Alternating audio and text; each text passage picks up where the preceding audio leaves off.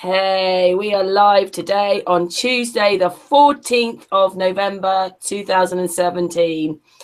So far on the panel today, we have Yudit from Israel. We have Josh from America, Uber.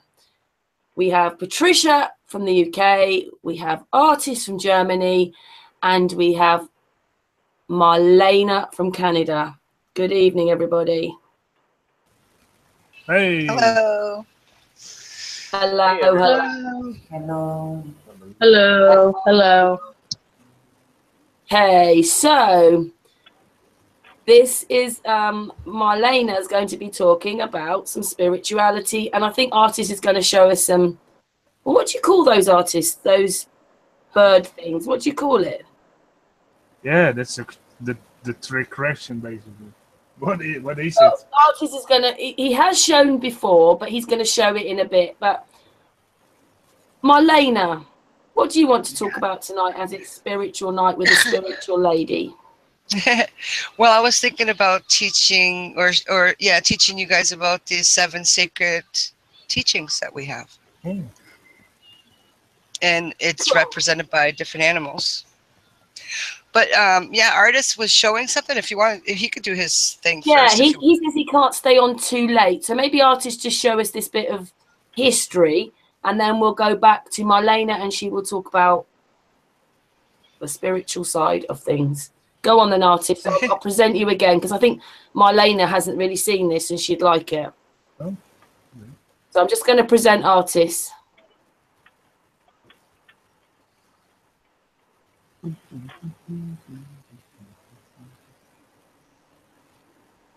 Just a second. Yeah, all right. We got it. Yeah, all right. Can you see everybody see the screen? Yes, we can. Okay. This is in the desert of Egypt. It's just if you have Cairo in Egypt and you go to the southwest about 200 miles, you get to this place. Cairo, did you say? Cairo. Yeah, I don't know how to pronounce it in English. Cairo. Cairo, that's how, yeah. Cool. Okay. Artis. You get to this place and, well, it's interesting because, first of all, if you take a closer look, these look like aeroplanes or flying things. And if you look at this one, this one, this one, and this one, they all faced the direction of the northeast. Yeah, this one is pointing to the northeast, this one is pointing to the northeast, this one is pointing to the northeast, one is pointing to the northeast, and this one is pointing to the northeast. Now I'm going to show you, this is in the, near that, if you have this, basically, yeah, let's call it the structure of a couple of points with circles around airplanes. If you go to the south, about 3 kilometers, you have this thing. Also very strange, it appears to have small stones. Well, they look small, they are probably very big. And it has a circle in it with a cross in it. And this cross, you can see, this is the north. And basically this cross is perfectly aligned with the north-south and the east-west. And you have a circle around it. And you have this big construction that appears to be stones, but it could be blocks of another material. I've researched it for a couple of months now, and there's nothing known about this structure. Also, in the middle, you can see it just has a white point, but you can see the shadow on the left here. It's a bit blurry when you zoom in. It has a shadow here, so it's a triangular shape in the middle with a cross and a circle around it. And I don't know what it is. What is interesting, if you look at those planes again, and you take a closer look at what I did, I colored in those dots.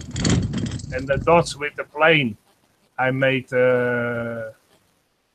black, and the other ones without the planes, I made gray. And then you get these. To get bigger ones, You can Artist, see. can I just ask something? Marlena, does that look like anything you've seen in your culture, or nothing like you've seen?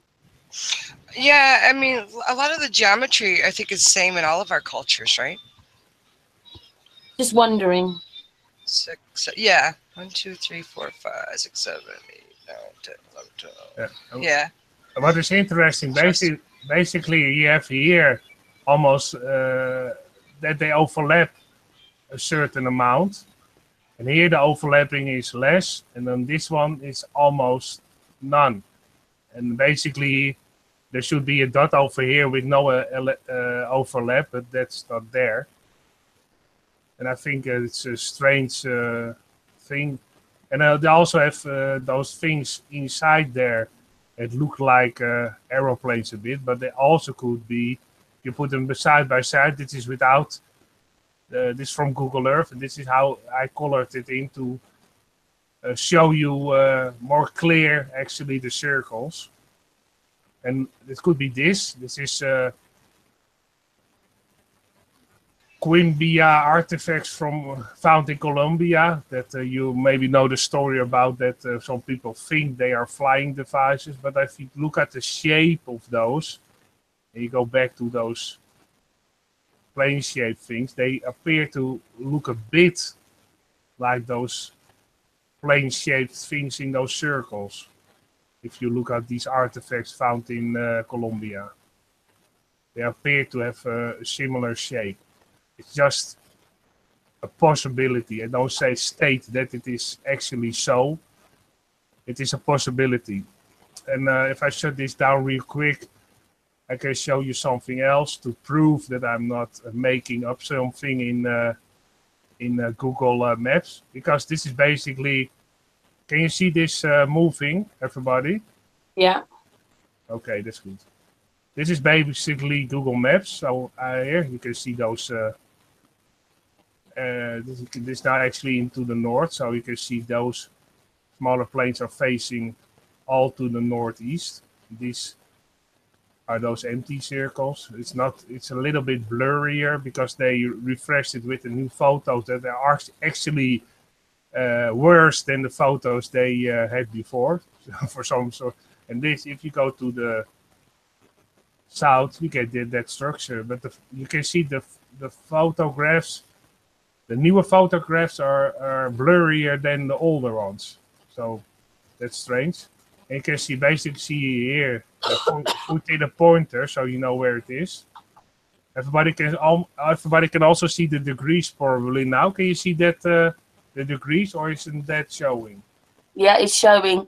Can I just say to everybody that artists came across some stuff, and then since then he went to find out all these things, like you found a wall, didn't you, that's sort of going around this place we live in. And artists has come across this, but you went and just kept finding thing after thing after thing, didn't you? Yeah. And also this Sunday I'm going to talk about those negative and positive strikes all over the earth, because they are maybe related to this. So, but that's for this Sunday. Otherwise, Marlena has to wait for 2 hours, and I don't want to put her through that. I don't mind. I don't mind because I like learning. And, you know, have you gone back in time? You know how you can go back in time on Google Maps? Yeah. Have you tried to go back a year or two? I mean, a year. Well, a few years. I went back almost. This is basically Maps, because Google Maps doesn't work in the Hangout. So this is basically Maps of Google Maps.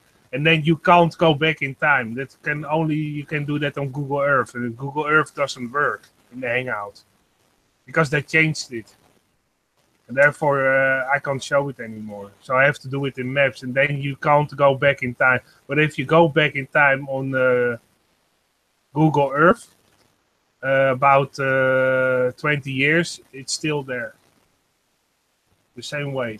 Yeah, no, I'm thinking like a clearer picture, you know. So clearer picture. Now the pictures I showed are the clearest pictures you can get. Cool. It can't be any clearer than that.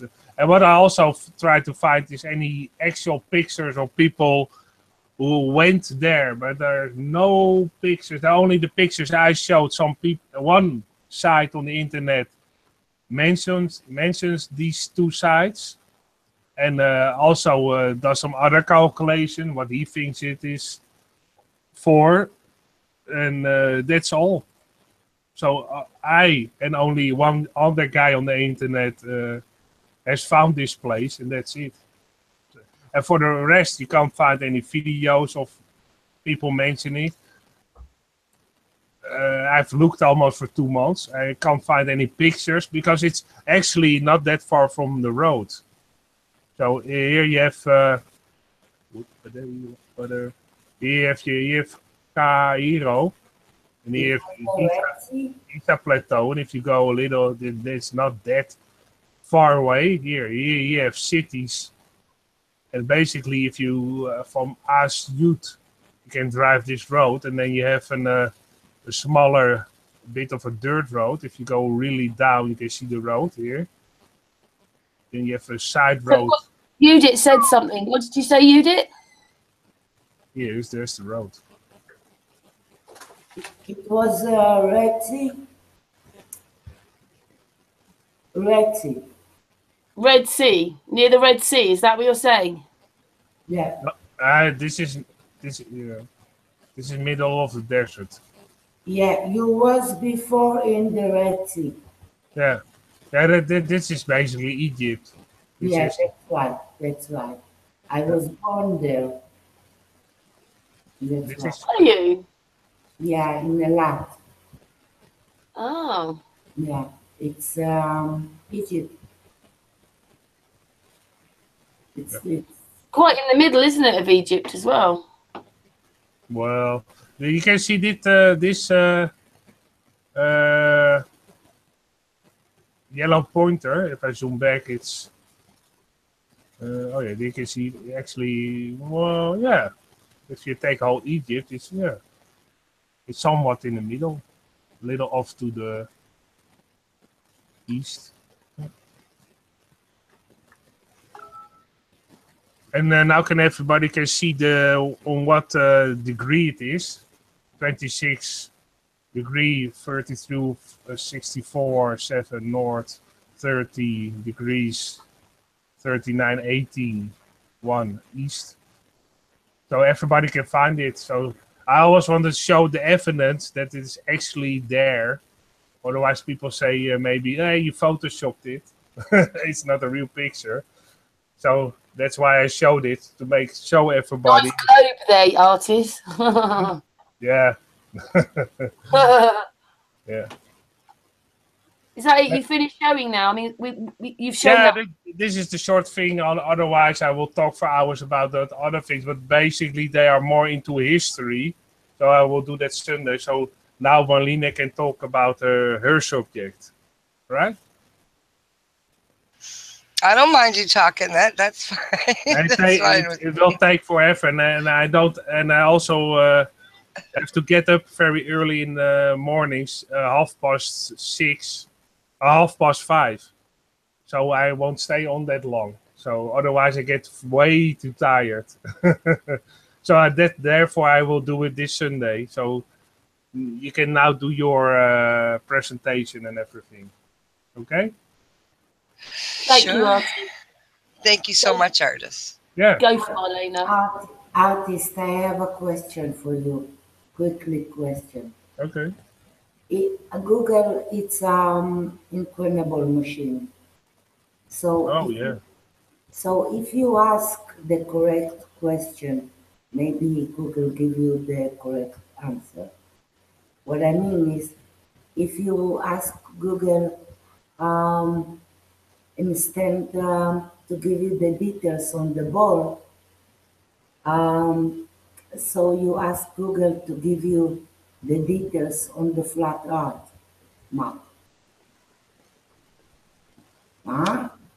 Oh, yeah, yeah. Maybe.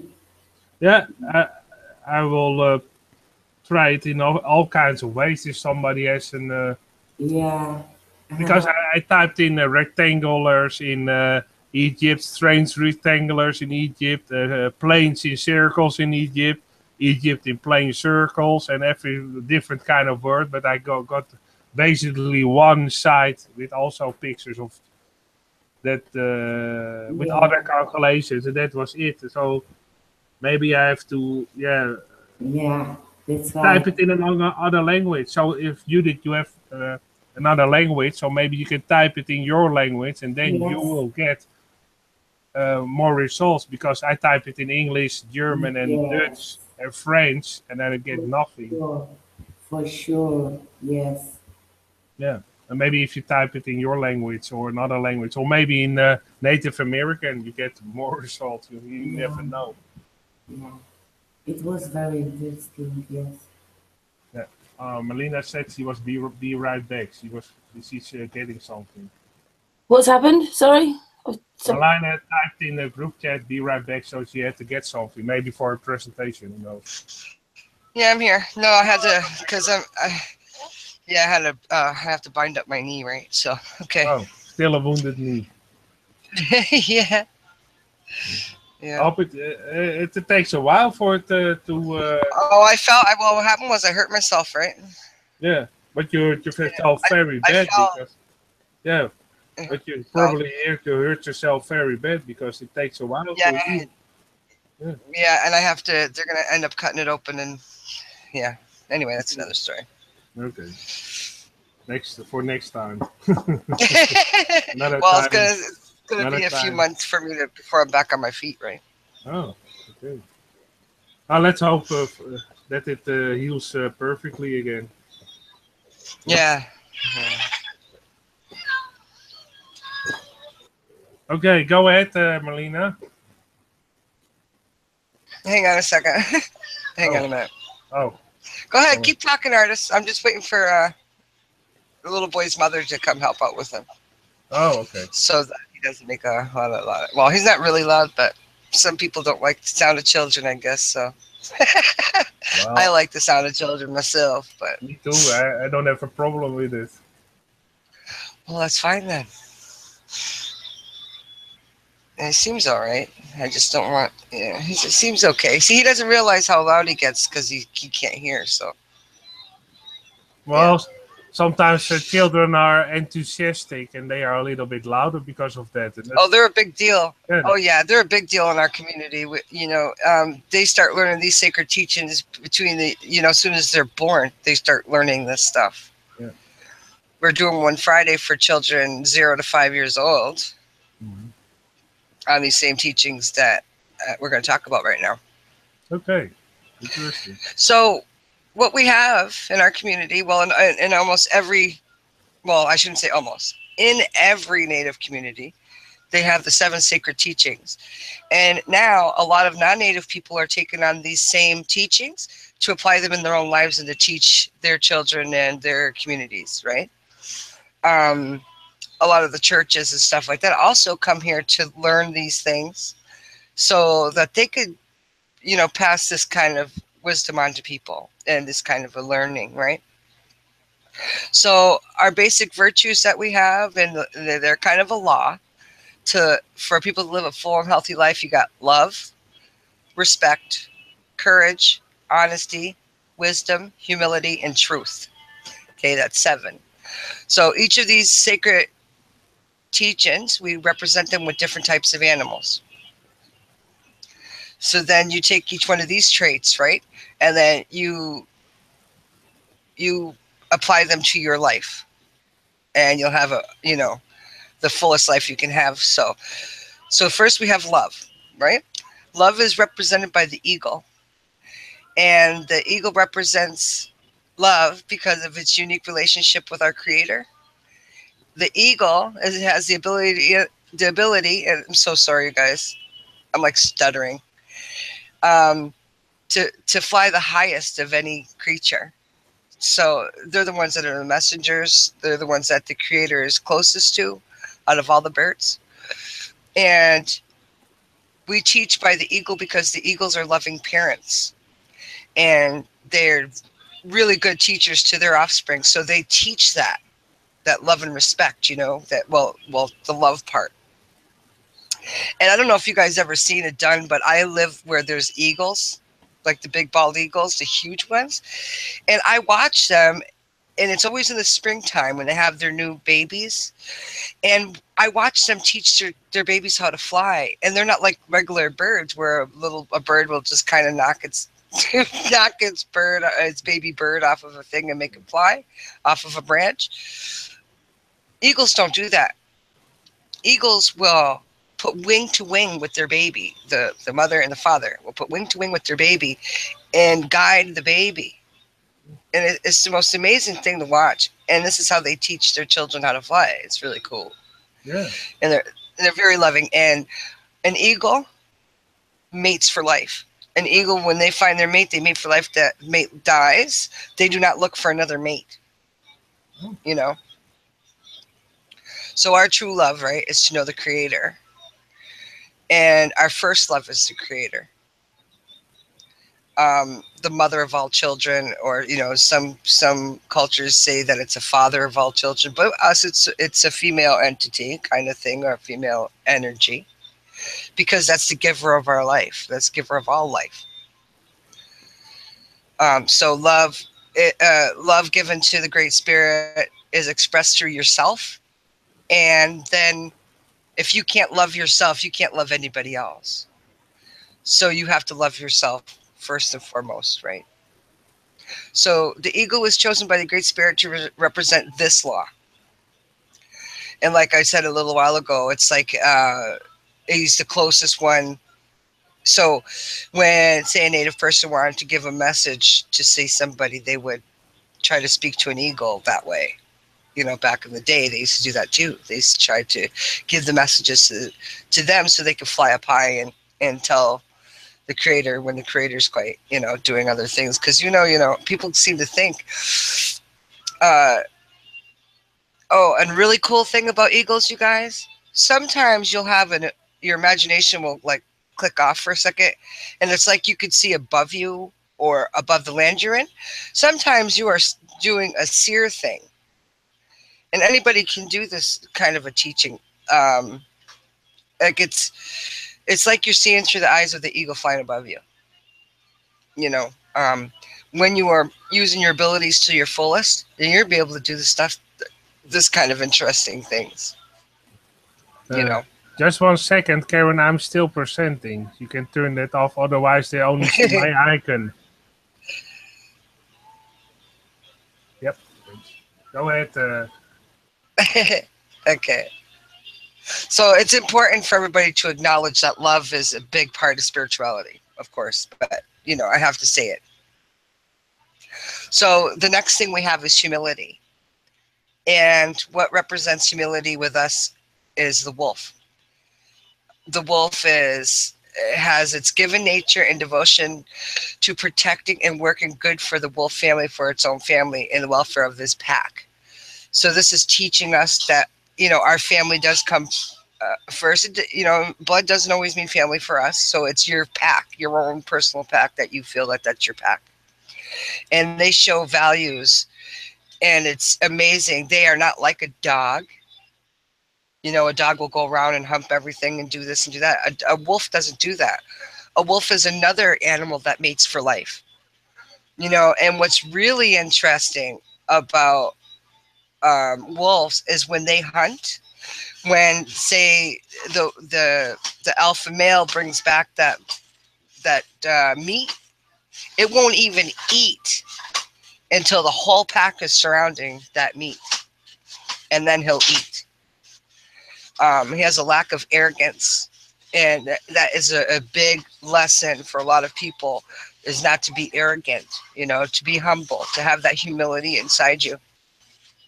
So we teach this especially to our children, because they think that a lot of kids will grow up thinking they need to be conceited, in a lot of different ways, and bragging and doing all this kind of stuff, when really you should be humble, Hang on just a sec. I have to help this little boy. No. Okay, Marlena is helping out a little boy, and now we can say hi to some people in the chat. I'd like to say hi to Luke Marshall, Alter Yeah, that was Nate fast. is in the chat, Teddy C is in the chat, and Hi, everybody out there. hello everybody. I And can't see who's out there. I apologize. I can't work both at the same time with my computer. I'm matching them for you. So Source you. Anarchist is there. Hello. Lady C is there. Hello. Rebecca Way is there. Altars Hello. in there. Nice. Mark is in there. And lots of everybody I missed. Also, hello. It's Chris Hayes is there. We love you all and thanks for watching us every time. We really like that. P9 Cool Politics is in the chat. Nice. So hello to everybody. Hey, let's get back to subject. Yeah. So Go ahead, Marlena. okay. Thank you. I appreciate it. You know, life still happens here, and you know, this little boy always will come first, just so everyone knows. Okay, so the wolf, like, that's a car. He has that consideration for others, right? Like when we're talking about how, you know, he'll take that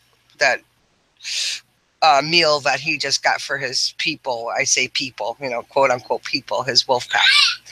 And, you know, that's why he's the teacher of that for us. Here, baby. So you guys will like this one, honesty. So the next one is honesty. And we use the Sabe. So a lot of people call him Sasquatch. You know, Bigfoot, Yeti. He has all kinds of names. Now, he represents in our culture is honesty. Because he is the closer to the creator than the humans, right?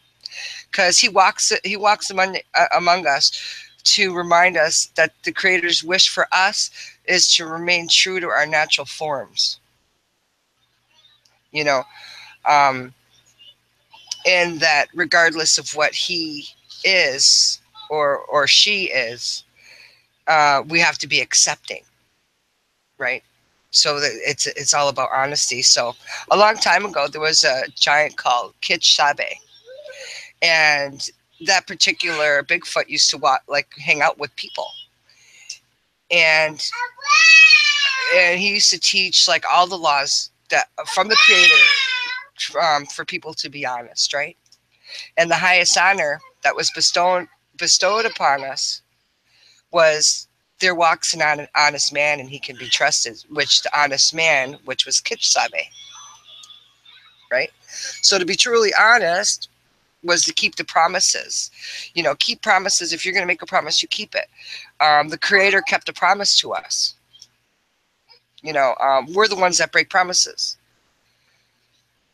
And, you know, another promise to yourself is to be yourself. Don't try to be anybody else. You know, our elders here always say, never try to be somebody else. Live to your true spirit. You know, to be honest to yourself and accept who you are, because that's the way the creator made you. And this is what gets me with these people that keep changing themselves. They don't like themselves, they change themselves. Sorry. Yeah, here's your car, baby.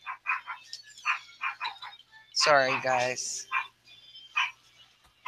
My dog. Every time my daughter comes home without taking my dog out, he yells at her. Oh. And she's only a teacup. So she's a real tiny little thing. Well, it's a good thing she yells sometimes, so nobody falls asleep in the hangout or in the chat. I try to mute, right? But I can't mute quick enough, so I apologize for that, people. Well, I understand. do try to mute, though. It's a part of life, so. Yeah. Yeah. I know, and this is like it's 5:46 here, you know, so we just It's got finished always good supper. to hear the children, though. It's always good to hear Yeah. them. Yeah. Yeah, and it's cool because when you hear him saying words, he's you know, hearing impaired. So when you hear him say a word, it's amazing that he can say a word. Mm-hmm. So I make a big deal out of it. If anybody's on my Facebook, they see that I always make a big deal out of speech therapy, right? When we come back from or when we're at speech therapy. So okay, so that's Bigfoot. That's the honesty, right? The honesty part. So accept who you are. That's the way the creator made you. You know, you may feel different here and there, but you know what? you have to feel good and love yourself, you know, and always be honest, because you know, once you start being dishonest with yourself or with somebody, it doesn't matter who it is, you're being dishonest with yourself, right? Hey Mush, can you bring him into where your mom is? Okay, so the next one is wisdom, and with us wisdom is represented by the beaver. Maybe he don't want to go, he could stay out here with me. Okay, so the beaver utilizes its gifts in the ways like promoting wellness to itself and family. He's the one that builds homes, right?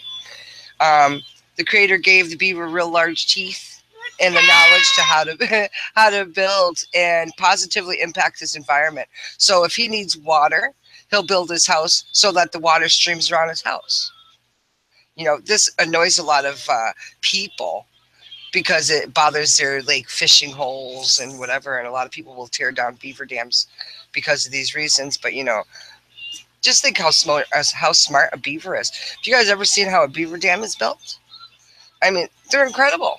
Especially they cut their logs, they cut them perfect to size. Yep. It's not just a mess. To some people it looks like a mess, but you look inside a beaver lodge and it's amazing. It's perfect. And they use mud and everything. But it's also interesting that the beavers actually, if I'm right, they go underwater to go to the entrance, and then they go up in their fort, and then they have a dry place in there. Yeah.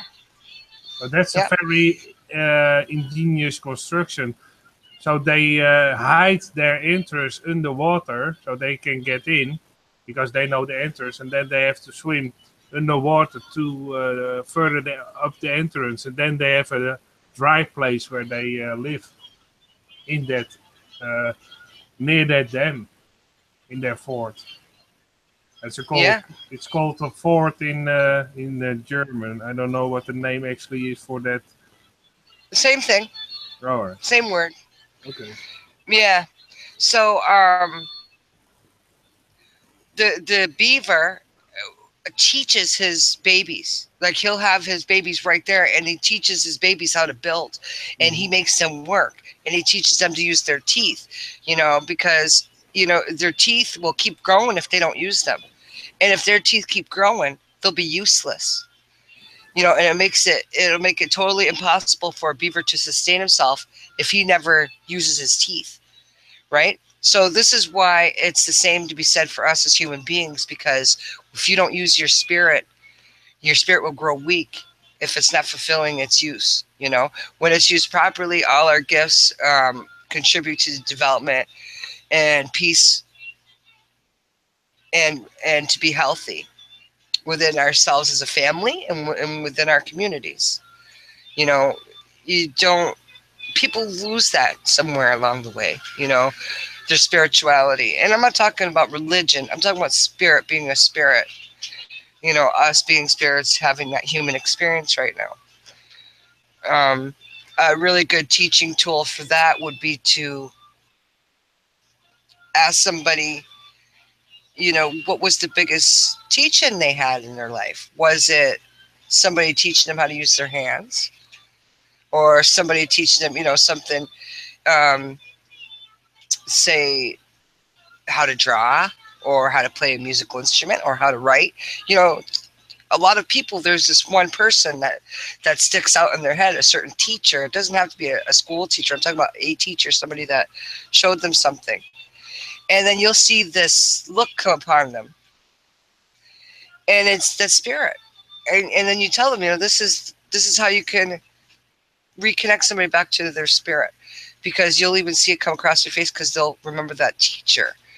Because when you learn something, for some reason, you always remember the teacher.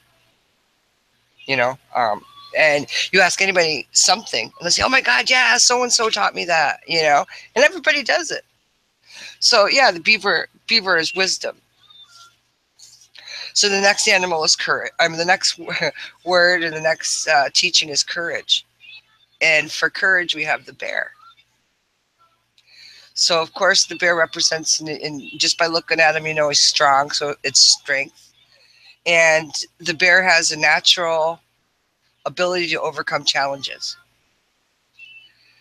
You see, like a mother bear, when she protects her cubs, she will fight a bear bigger than her.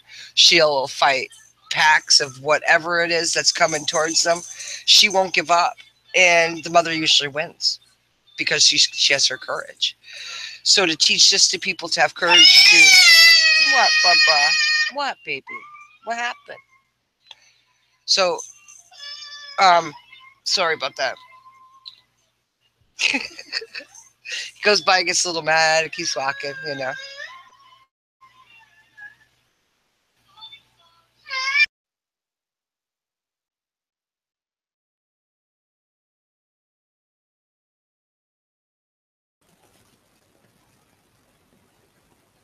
Oh, Marlena's having to deal with her little grandchild. Mm-hmm. Hey, there's Dre. Oh, hello. Yeah, I'm still here. I just put he needed something. He needed his. Hi, Dre. hey, Dre. Hello, hello. How's everybody doing? All right. Good. Dre. I Marlena, spent most of the day with you, Dre. Yeah, I just got to apologize. I hate to be, you know, a thorn in your side with the link, but for some reason those links just don't work for me because I can't paste it into like a search bar or nothing. And when you click on it, it just takes you to a room all by yourself, and I felt lonely, you know. So, but yeah. I had that happen also sometimes. Sometimes it works for me, sometimes it doesn't. Yeah, exactly. Me too. So, That's okay. We got you one okay. I appreciate it. Yeah. Okay, so I'm glad you made it. So the bear provides more than just courage, but courage is the basic thing that the bear provides, because it's one of the most important teachings. You know, a bear is gentle, you know, by nature, but is ferocious. So there's times in your life when you have to be courageous in those ways. You know, stand up for what you believe in. Always protect, even if it comes down to getting a little bit angry, because, you know, not angry as in a hateful angry. I'm talking about to stand up for something, you know, to have that passion for something. So, you know, so you need to have that mental and moral strength to overcome these kinds of fears. You know, there's these fears that prevent us from living our true spirit as human beings. You know, it is a big challenge, but it's not impossible. You know, so we think, you know, we need to have the vigor and intensity like the mother bear has when she's protecting her cub, right? She's living with her heart, and she lives with her spirit. And she knows that things are difficult, but she does protect her cubs. So we have to think of our spirits as protecting our spirits this way. You know, facing things that seem like, even though it seems dangerous, and I'm not talking about dangerous where something's going to kill you. I'm talking about where you're kind of scared to take that leap for something. Some people are afraid of being successful. You know, I see people self-sabotaging themselves when I know they're going to do really good if they like pushed on to say something that they know how to do.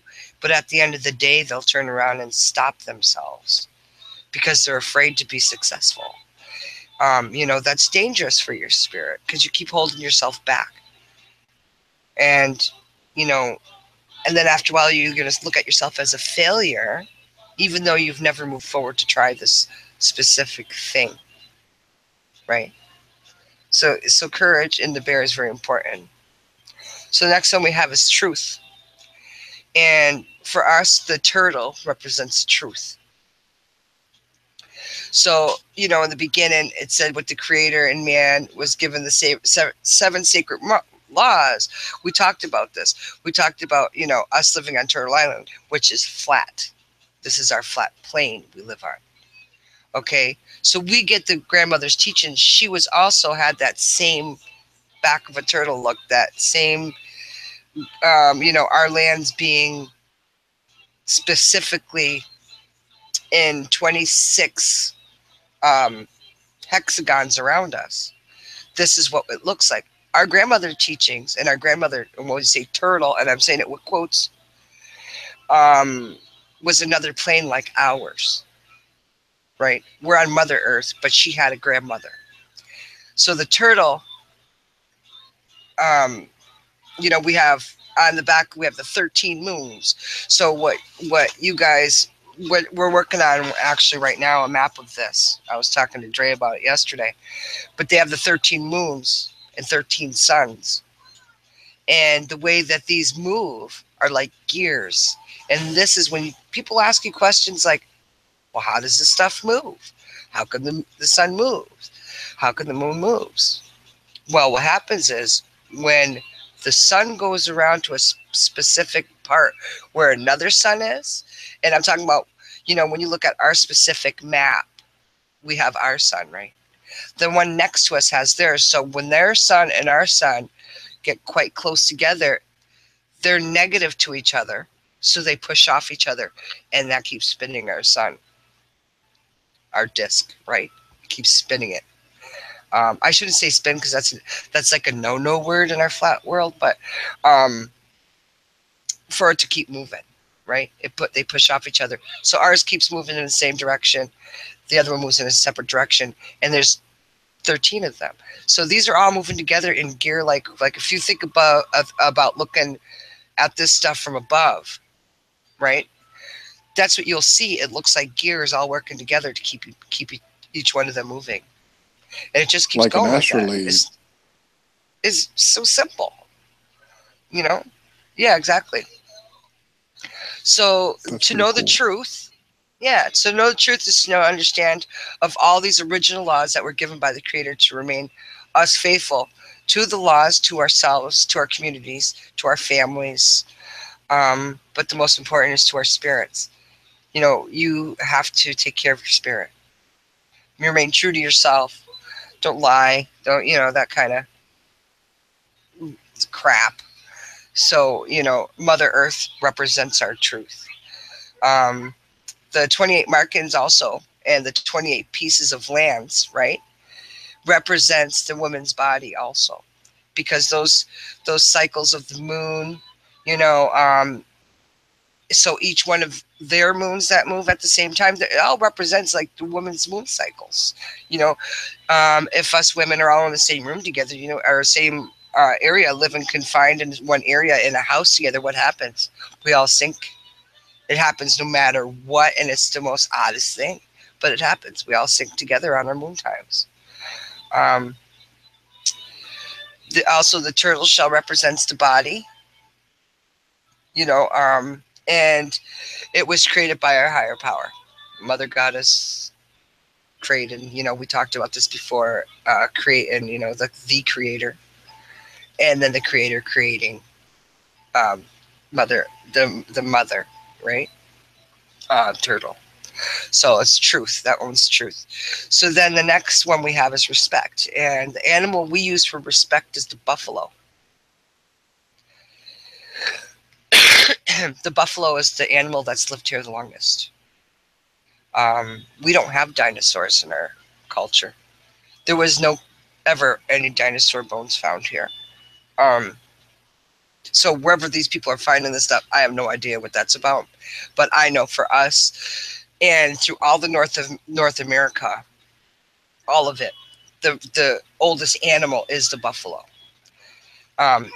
Also, the buffalo represents a lot of things besides, you know, you have to have that respect for the buffalo because, you know, the buffalo, we use the buffalo for the meat, for the clothing, for shelter, and parts of it we use for art, you know, to teach our teachings, because there's certain things with the buffalo that, you know, if you look at any cave drawings and stuff like that, a lot of these were sculpted out and etched out because of the buffalo's horn. You know, I mean, a lot of people don't know this stuff. You know, so you'll see on any kind of pictogram or any of our caves or even our big ledgers that we have of rock, that we had to do it this way. You can't use paper. Paper would, you know, eventually disintegrate. You know, this is the reason why a lot of cultures wrote their stuff in stone, because they knew that everything else would eventually rot. You know, so we always had that respect, and the buffalo is respect. You know, he's the one that is a go-to if you want to teach respect to anybody, you know, because each one of these teachings you have to have a go-to. Okay, you have respect, but how are you going to teach it? You know, the buffalo is one of those beings that even had respect for the people. The buffalo himself was one of the most important to our indigenous people, you know, my native people. And because if you ever seen them hunting, there will always be a buffalo that'll stop. Like you see a real hunt that was going on, and say the native people are on horseback and they're like chasing down their meal, and native people only take what they need and they give the rest back. They don't hunt out of greed.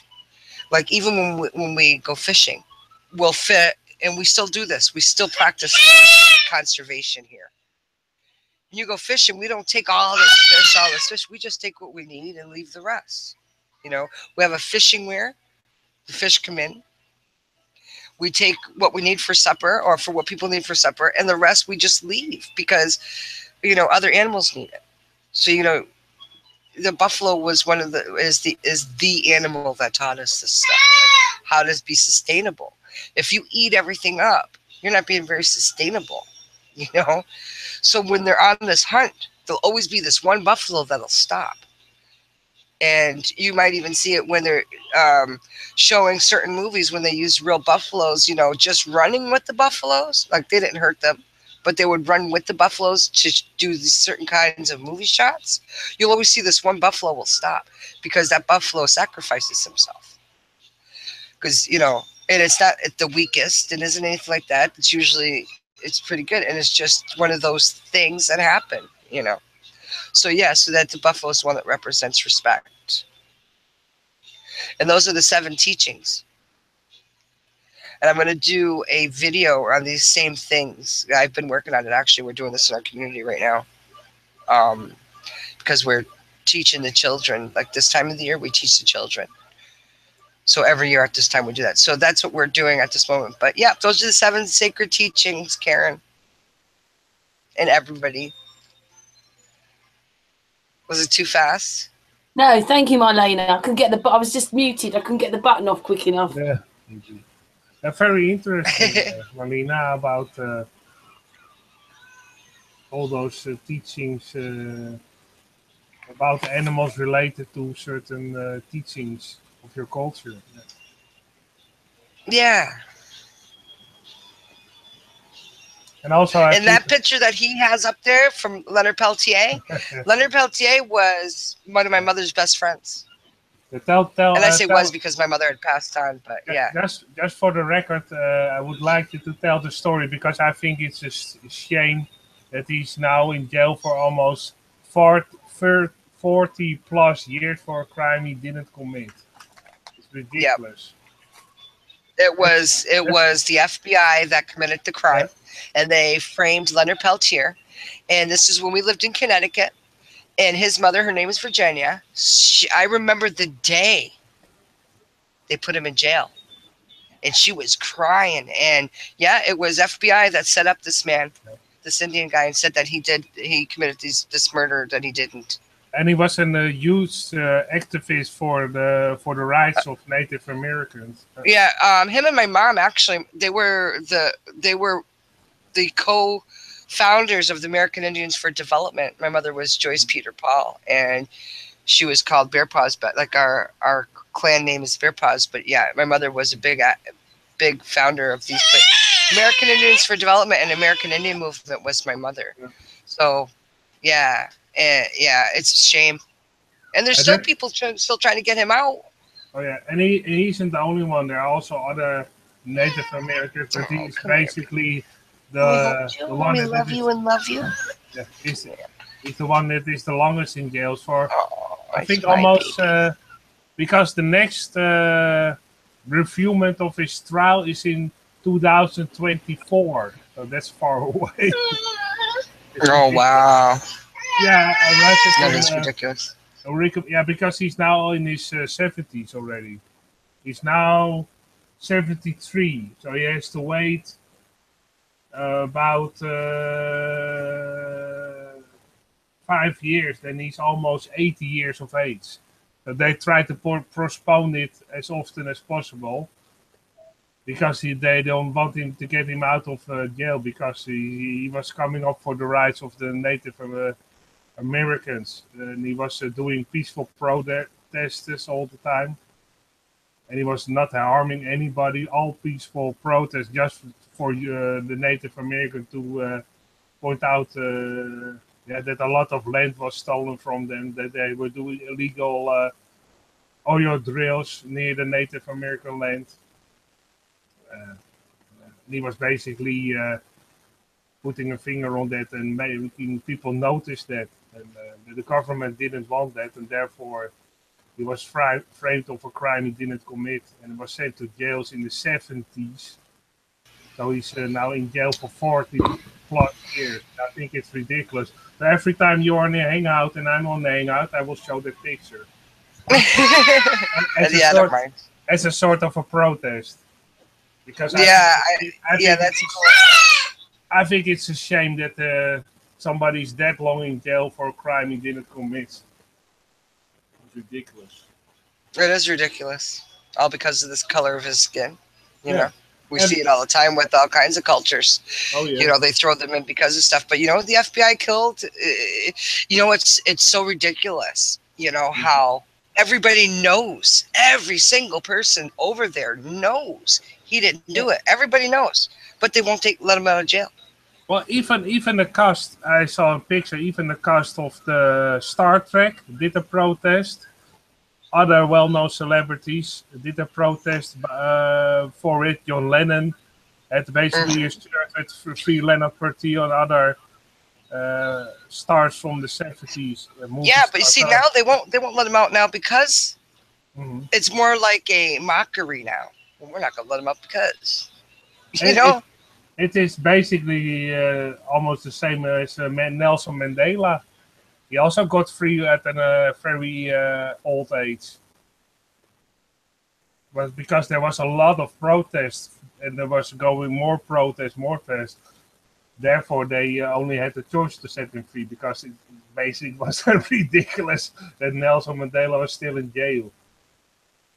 And that's the same thing with Leonard Peltier, and therefore I put him in his picture up because I think it's a shame, a big shame on America for not letting him free.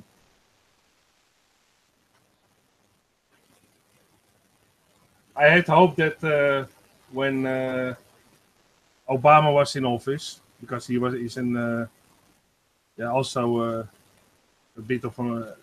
I thought maybe he would do something about it, but still.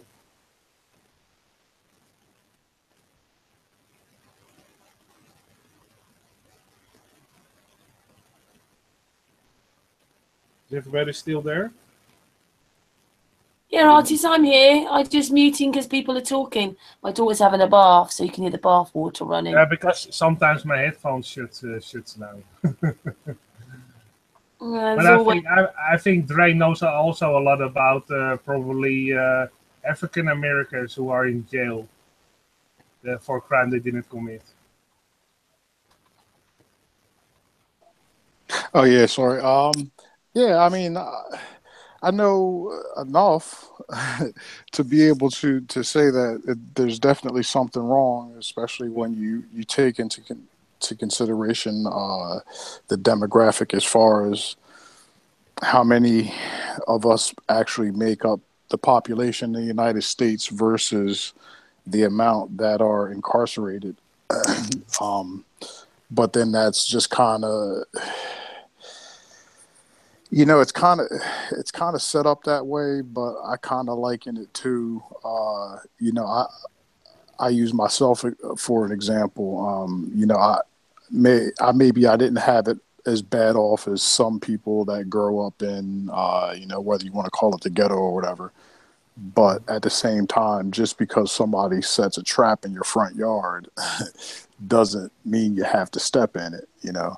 And fortunately enough for me, I had a million examples of what not to do, you know, in my face every day from a, you know, as a child and as a teenager also. So, you know, I kind of had, like I said, I had a lot of examples of what not to do. So it's like I understand what we face as far as a people and the way that the system is set up. But at the same time, you know, you have to learn how to navigate that system and avoid the pitfalls. That's basically what I did, and it works. So with that being said, the system itself, it's designed to disproportionately incarcerate, in this particular case, young black men. And then, you know, you've got all different kind of backroom deals that, for whatever reason, you know, they just kind of affect, you know, our community, so to speak, and these people end up in prisons. So, you know, like I said, at the same time, so, you know, it's like the game is kind of rigged against you, but at the same time, you don't necessarily have to play that game. There is a different way, and you just have to make the decision to kind of exit that game. But at the same. Hey, Dre, were you lucky enough to be raised with both parents in the house?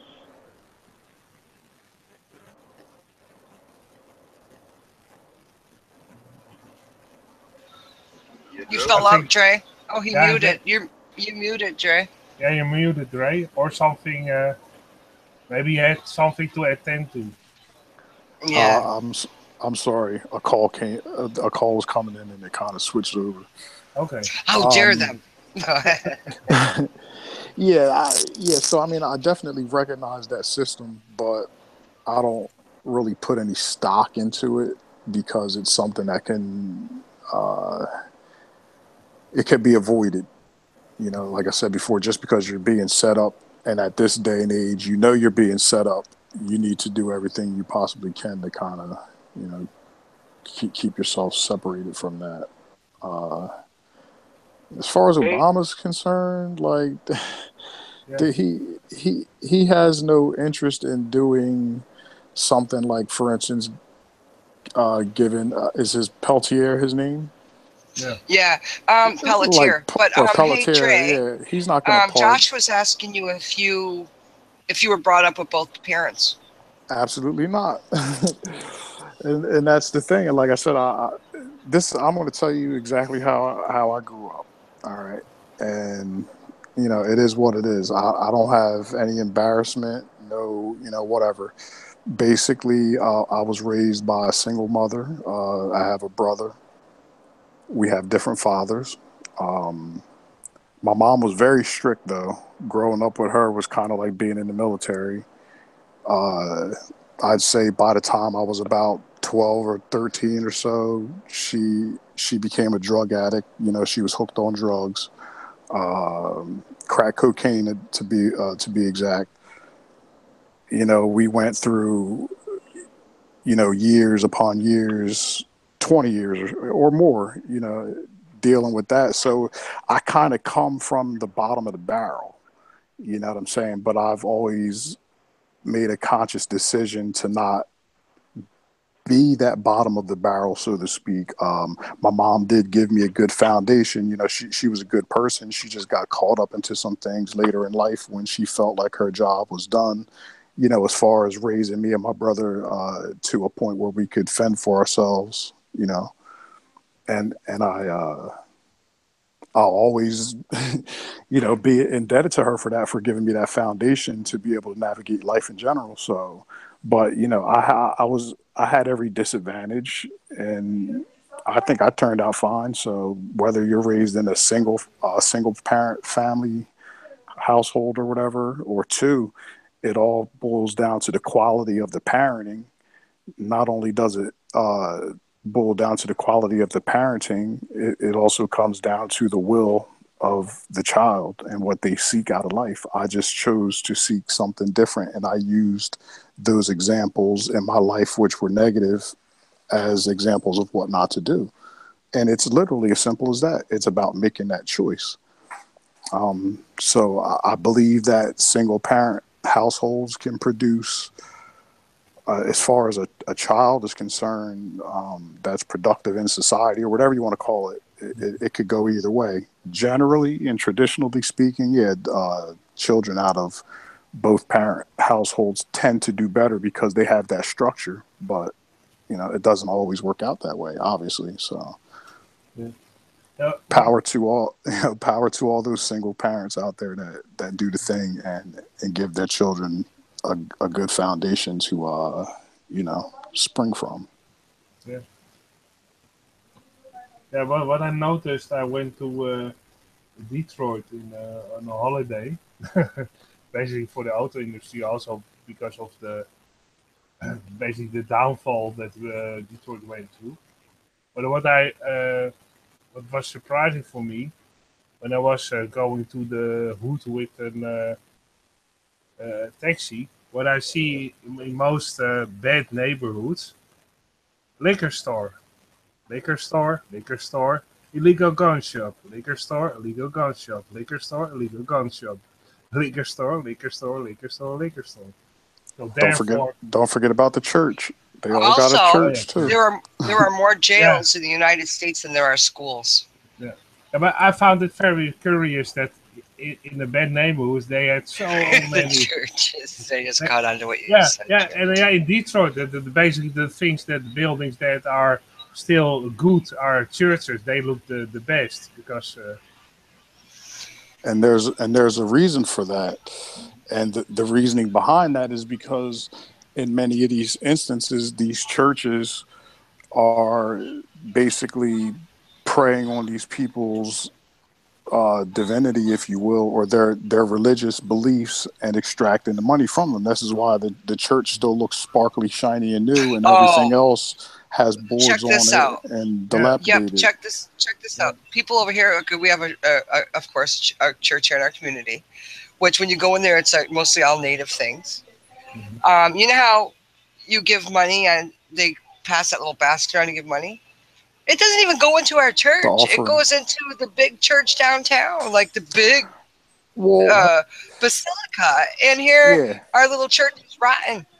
It's starting to rot. Let me tell you how it goes down. I don't even get that. First of all, I want to touch on 2 points because these are two things that I think some people, or at least the 1 point, some people are aware of. A lot of people are not aware of. What people call African Americans, there's no such thing. No. The black or so-called black people, whatever people choose to call us, that they refer to as African Americans, are people that are actually indigenous to these lands. This whole slave trade narrative about them bringing millions of Africans over from Africa in order to be slaves in this country is pure BS. Yeah. There is some truth in it. They did bring some, but it's not the numbers. It's not even remotely close to the numbers which they claim. First of all, that those types of voyages, the majority of the people would perish on the trips. Yeah, how would all those people fit in a boat?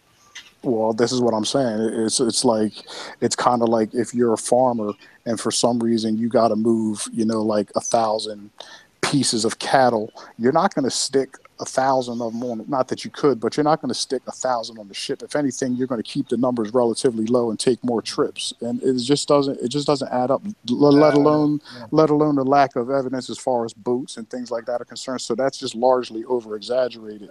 What is then the better way if you want to talk about? It's just like us being called Indians artists. I'm not an Indian. No, I know. That's why I always say Native American. But a lot of people still call us Indians. I know. And I said during this teaching, I said Indians only because it's a common word. What do you want to be called, Marlena? Just asking then, because I don't mean to be rude. I would have said Marlena's Native Indian, or Micmac, but we're not Indians. See, Indians are from India, just like he's not an African. Right, and this is where the problem lies, though, because there's different different tribes or different versions of the people of color that inhabited these lands, you know, down into Mexico and whatever else. Now, so basically, to kind of put it in context, we know that the term white person is basically an American thing. When you leave this country, people are usually, if they're Irish, they're an Irishman. If they're, you know, if they're French, they're a Frenchman. They're basically referred to by their heritage. Not a Wachichu. Right. Wachichu is a white man. But what I'm getting at is now between like a German person, a French person, an Italian person, whatever, for the most part, all of these people look white, for lack of a better terms. Well, you're making a small mistake, because here in Germany we have still East Germany and West Germany. Right. Well, no. Exactly. I'm, so you the get better it. point. Listen. They always say, if you are from East Germany, I get what you're talking about. The people from East Germany are no. Listen for a second. It's not about the individual. It's not about the race. Yeah. It's not about the individual races, even though each person is from an individual race. If they you go will, by color. I'd rather refer to it as an ethnicity. But what happens is, I'm just trying to use the different variations of Europeans to make the point. So, like I said, you might have an Irishman, you'll have a German person, you'll have a Frenchman, and say an Italian. But basically, for lack of a better word, as far as a description, you would refer to these people as white, but yet they are all completely different. Well, the same thing happens with black people. There are different versions of what we call black people, but that doesn't make all of those people African. Just like if you referred to a Frenchman, if you went to a Frenchman and you asked him if he was Irish or something, on some level, or not that you asked him, but you actually pinned the label of Irish on a Frenchman, he's going to look at you out the side of his neck like you're nuts. You can't call me something that I'm not. And I can tell you with 100% certainty that I'm not African. Taught us to be like that's right, segregation. It's segregation. They told us. Yep, they told us to be. They told us look at each other in color. Right, like with exactly. me, I'm red. He's black. And that was to You're divide. White people, but are we white? I think we're more pink than white. No, just like I'm not black. When you look at me, is my skin black? No, absolutely not. This is right. I know what you mean, because I'm never referred to as a white person. I'm always referred to as a red person because I have red hair. So right now, what? Well, That's different. redheads are kind of like in the class in kindergarten. I was the red boy with the red hair. Yeah. But and then when people say want to mention me and they don't know my name, they say basically, "Oh, that guy over there with the red beard and the red hair." Yeah, so I know what it is. I understand. We call you a ginger. Listen, it's not where you were born and country you were born and what colour you are, what hair you've got. You can't help any of this. Right, but see, this is the thing that makes humanity diverse and rich like that. But these people have taken that, and instead of allowing you to embrace that and grow within it and around it and whatever the case may be, they take it and they present it to you in a way that you should be you should display animosity and angst towards the people that are different from you, and that's not how it should be. This is just how they brainwashed us to be. Because people are ashamed of what they are. Everybody, by the way. Hi, Joe. This is a good topic. One thing, like, I think people should be corrected when they be like, I don't see, I don't see color. I don't see color. I think that's a slightly lie. I see color, but at the same time, I do not see the division of color.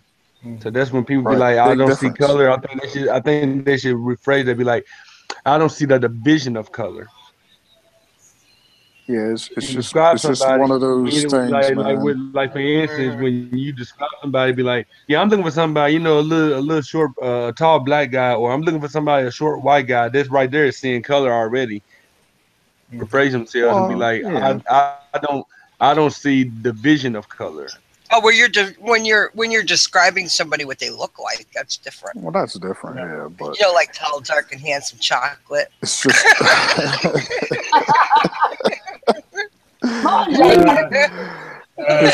You know, 13. That's true. I now understand that. I knew the cougar. I knew the cougar would come out of Marlena sooner or later. Sooner or later, right? Yeah, just to but make as for sure. color, you know, with me, a lot of people don't know what race I am that don't know me. Mhm. I get called like either Spanish or, you know, I have everything you imagine. People thought I was that. But so therefore the phrase that they often use as African American is wrong. I get it now. Absolutely. But what is a better way? Well, see, that's a better way. And this is where the problem lies here, because this is one of the things that America has gone to great extents, as far as the corporation, so to speak, has gone to great extents to hide the true identities of the people that live here. So you can't necessarily. Excuse me. Just I get you right back on your track, but while we're in that category for a second, Karen. Yeah. In your country, black people, you call them what? Caribbean black people or something? I don't know. Well, there's different size of. I don't know. There's different types. Because when I was in the UK, that's what they would call the black people there were Caribbean. I forgot how they said it. Caribbean something. Caribbean Europeans. Yeah, Caribbean Europeans. They would call the black people that were there like, ew. Let's call them Caribbeans. Kind of thing. The ones that were prejudiced when they do that, ew shit, you know? Mm-hmm. They would say Caribbean. And in our country, it's... That stems from a product of what the true slave trade was, though. See, now, this is how it went down. They were taking what they're calling African Americans or the indigenous people of color. They were taking them to the islands and to the Caribbean, and then the Europeans from Great Britain and the UK and you know, places like that were actually extracting that from the Caribbean. This is how it went down. This is why you have the link between the UK and then the Caribbean people that she's referring to, that have that English accent, if you will, because that's what they know, because they were dealing with, whether it was the Irish or the British in the first place, that were involved in the slave trade. You know what I mean? So this stuff is all tied together, but the narrative that Africans were taken from the African continent and brought to America is hot garbage. Yes, there is a handful in comparison, you know, but the vast majority of the slave trade narrative that took place was actually extracting the natives from this land and transporting them to the Caribbean and overseas into Europe. This is why this is one of the reasons why there's a large, as far as I know, there's a large native culture in Canada. I've noticed there's a lot of black people in. Go ahead. Go on, Jamaican. Yeah, I was saying I noticed that. I really didn't realize like how many people of color or quote unquote black people that they are, like in the UK area and the you know, the London, England area or whatever. Cause when I look, I see like it's actually whole communities. And then I thought about, like, this one I really realized, I was like, man, we all just basically the same people, the same 9 to 5 average working people. And then I think about all of these black entertainers that came out of the UK, like Floyd Tree. I know y'all heard of Floyd Tree. What was the other one? Gazelle, the one that did that song with Kanye West, American Boy. I can't think of her name. Slick Rick. It's like so many people that came out of, and then it's even like I've even seen some movies like that basically had, like, you know, focused on the black people of London or the UK. area, and I'd be like, wow, that's when I really became unbiased to the UK. 'Cause I was like, wow, you know, the UK have way more black people than I imagined they have. They have like whole community. You know what? We can't all help this. I found out a few years ago. Well, I don't know why my parents didn't really tell me. My mother, excuse me, is Welsh, so I'm half Welsh, and then my dad's side seems to be German, Jewish, and French. You can't help. I can't help that. That's my lineage of bloodline. I can't help it. You know, I'm a Heinz 59, a mixture of all sorts of different people and places. You can't help it, can you? You can't help being that mixed. Can't help it. Baskin We're all Robbins. human, aren't we? That's what I call them, Baskin Robbins. But I think ultimately What's a that's Baskin the Robbins? goal. Baskin Robbins is 31 flavors. If you don't know about Baskin Robbins, you don't know about. I thought it was a worldwide franchise, Marley. No, it's not, darling. Nah, I think that was a rhetorical question. I got you. Yeah, Baskin Can't help. Robbins. Heinz 57. But to me, I think ultimately that's the as far as the. Then you know what? Now that I think about it, maybe not. That probably wouldn't be a good thing. Well, that's What's that? What I found strange, Dre, if I can ask you, also in Detroit, you had an African American museum. Right. Well, this is a part of the deception, though. That's the part of the deception. But well, they lied about all that stuff. Yeah. Well, I mean, listen to this for a second. Think about this. Like, for instance, just hypothetically speaking, what's your nationality? What are you, German? No, I'm actually. You don't like to have to give me every single one, just like whatever. Mainly, are you? You know, I'm. What are you, damn it? Baskin Robbins. If I go back to my history, he's a Spartan. Basically, I am English German. Okay, boom. English German. We'll say Titan. Was Estelle, by the way. That's the name I couldn't remember. But go ahead. We'll say Titan is like he's straight up Jamaican or whatever. All right, so this is what happens. And then me, I'm just American. I'm African American. I'm just some black guy. Okay, so now this is how it goes down. Say all of a sudden that, you know, SHIT hits the fan in the United States and everybody decides that, you know what, I'm out of here. I'm gonna get away from the drama and the you know, the fighting or whatever, and they decide to go back to their homeland. Jamaican Titan goes back to Jamaica. Artist goes back to England or Germany. I'm sorry. I'm already living in Germany. Well, I'm just saying, just hypothetically, if you were in America. If you were in America, but you still know your lineage and where you come from. So then, like I said, now then you have me in America. I'm what am I? Oh, I'm black. Oh, I'm African American. Okay, so when SHIT hits the fan, where do I go? Mm-hmm. I can't go to black. I can't go to Africa because Africa's a continent. There's a whole bunch of different countries within Africa. So which country do I belong to? So this is the problem. Where do I go? Like French, and Jewish, and Welsh. You have to take a bit of me there. It depends. But what I'm saying, I just know everybody. You guys' rent is due. Just listen for a second. But look, to build on what Dre is saying. Hold on, Jamaican, hold on for a second. But this is the point that I'm making.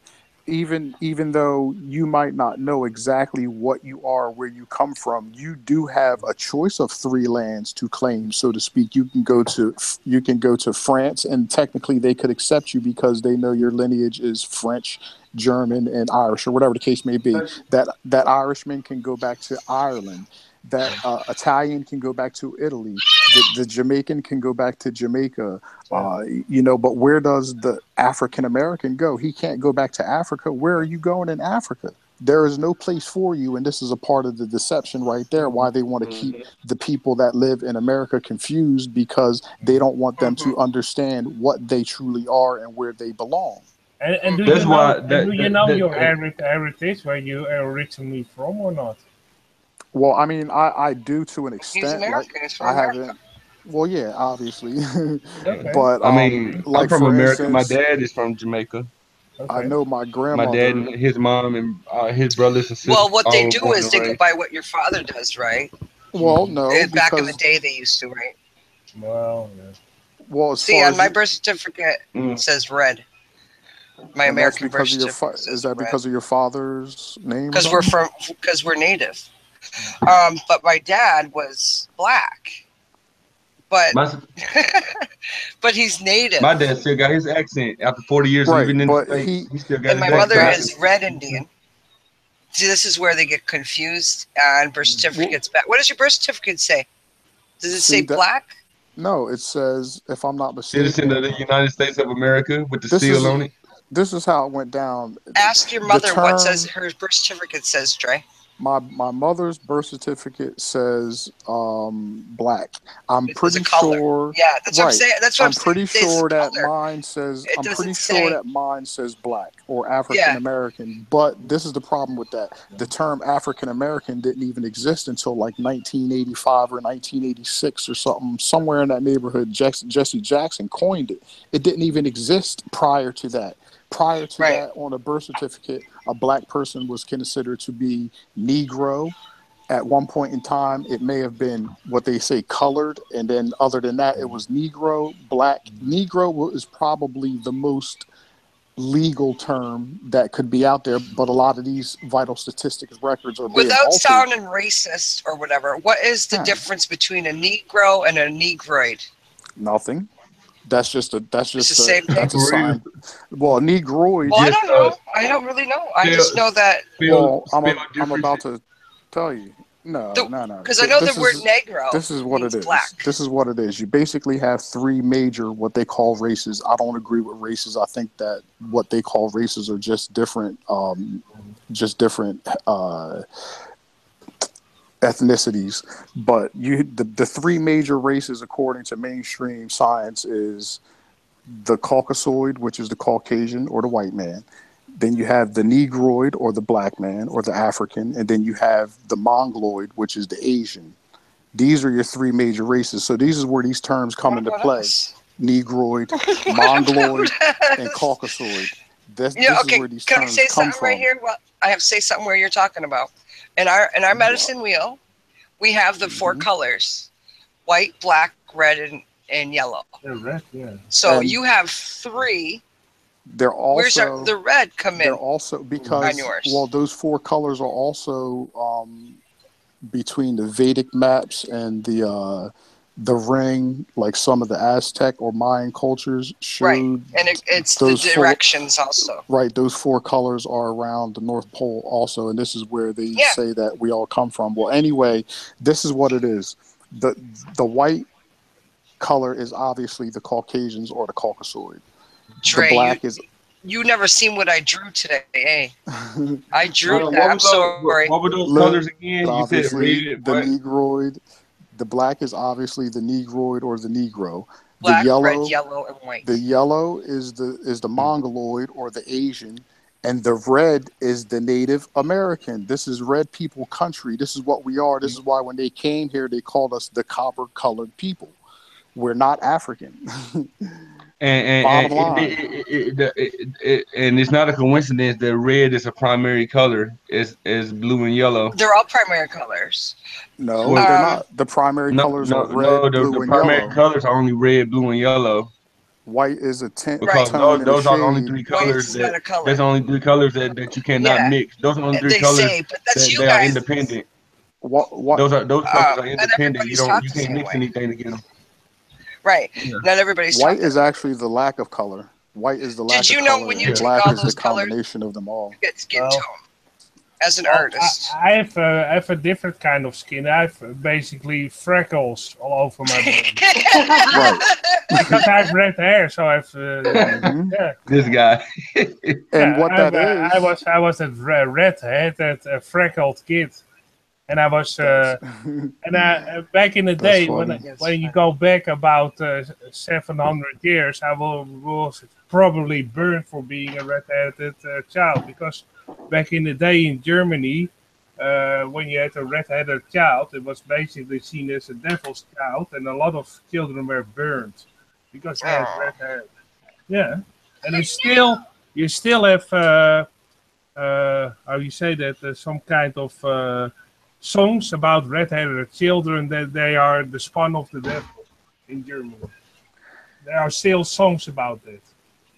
And So that ain't right.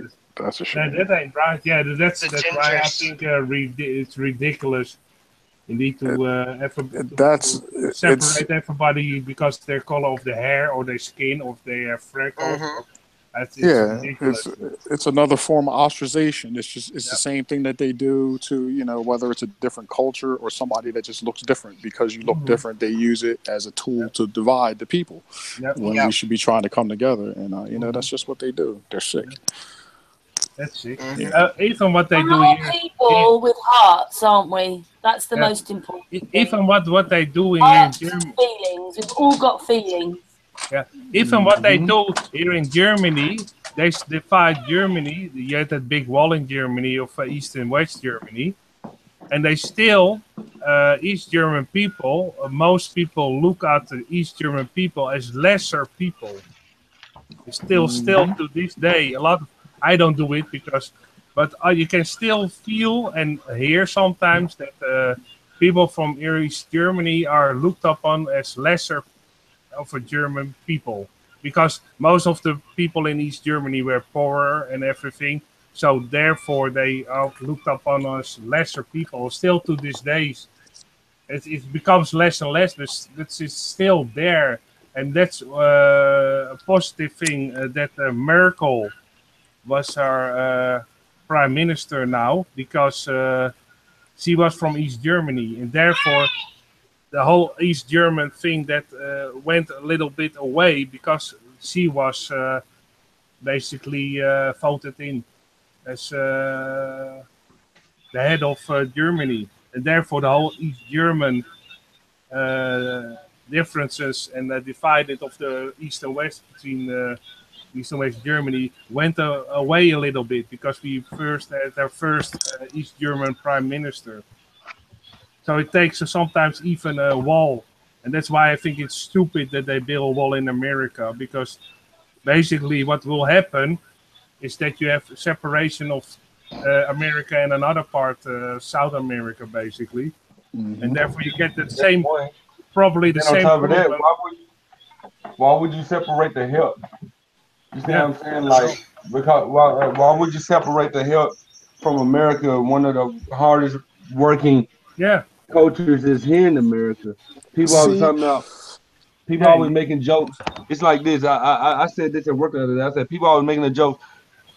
You know, it'd be good if the immigrants go back. It'd be good if the immigrants, but if you need your driveway paved, or if you need your rent is due, get off my land.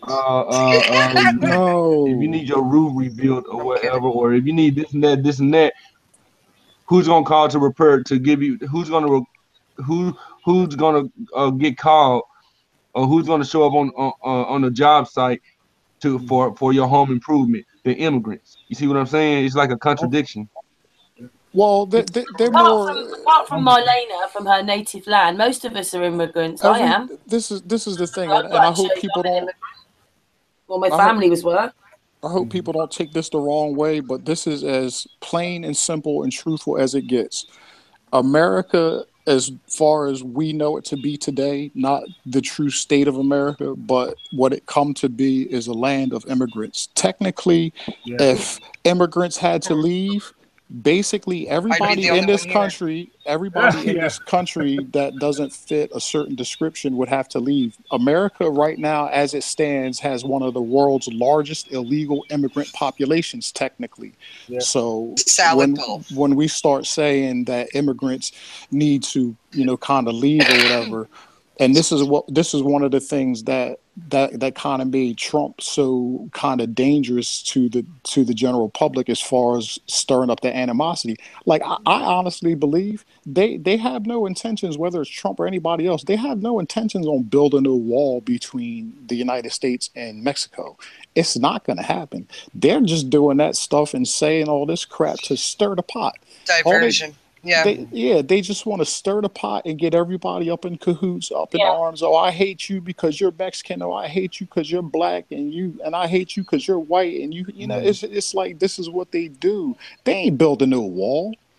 If they stop whatever is going on between Mexico and the United States is going to suffer because whatever is crossing that border is something that's basically fueling our economy on some level, whether it's on the drug level with the actual drugs or whether it's on the law enforcement side with all the lawyers, the law enforcement officers, the rehab clinics, and the whole thing. It would literally it would destroy the country as far as the economy is concerned. They're not going to shut that down. That's where they make their bread and butter.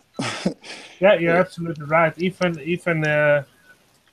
it was talked about that there was here near the border of Germany. There was a huge village with a lot of immigrants, and basically one jurist had his bread and butter only because he was defending all those immigrants all the time. And when they went away, he was basically out of a job. Yeah, and you know what's funny about that? I want to say it was like maybe during the end of Clinton's term, possibly, or it might have been sometime. No, it was during Bush's term. I'm sorry. Well, anyway, they passed this some sort of whether it was a temporary law or whatever the case may be. They actually had like a temporary ban to some degree with these illegal immigrant type people where they were cracking down. They were going to the farms and they were checking whether people were legal or not. Well, anyway, it got so bad that these southern farmers, they had such a loss as far as crops because there was nobody to tend the fields. Yeah. They did away with it. They reversed it, and now they let them come back. Yeah. They don't want to get rid of the immigrants on that level because there's nobody else that's going to do that type of work. Yeah. You know what I'm saying? So they're not going to shut that down. No, of course not. Because the immigrants in they love you. So they don't want to send the help away. No. They just talking a bunch of nonsense to cause division to have everybody mad at them. Like I said, but let them need some roof repairs right now to this day. These immigrants that so despise. I'm just saying a bunch of these immigrants a bunch of immigrants. I'm just saying a bunch of immigrants and foreigners that they so hate, that they so despise so much, would show up at their house ready to rebuild their roof. Mm-hmm.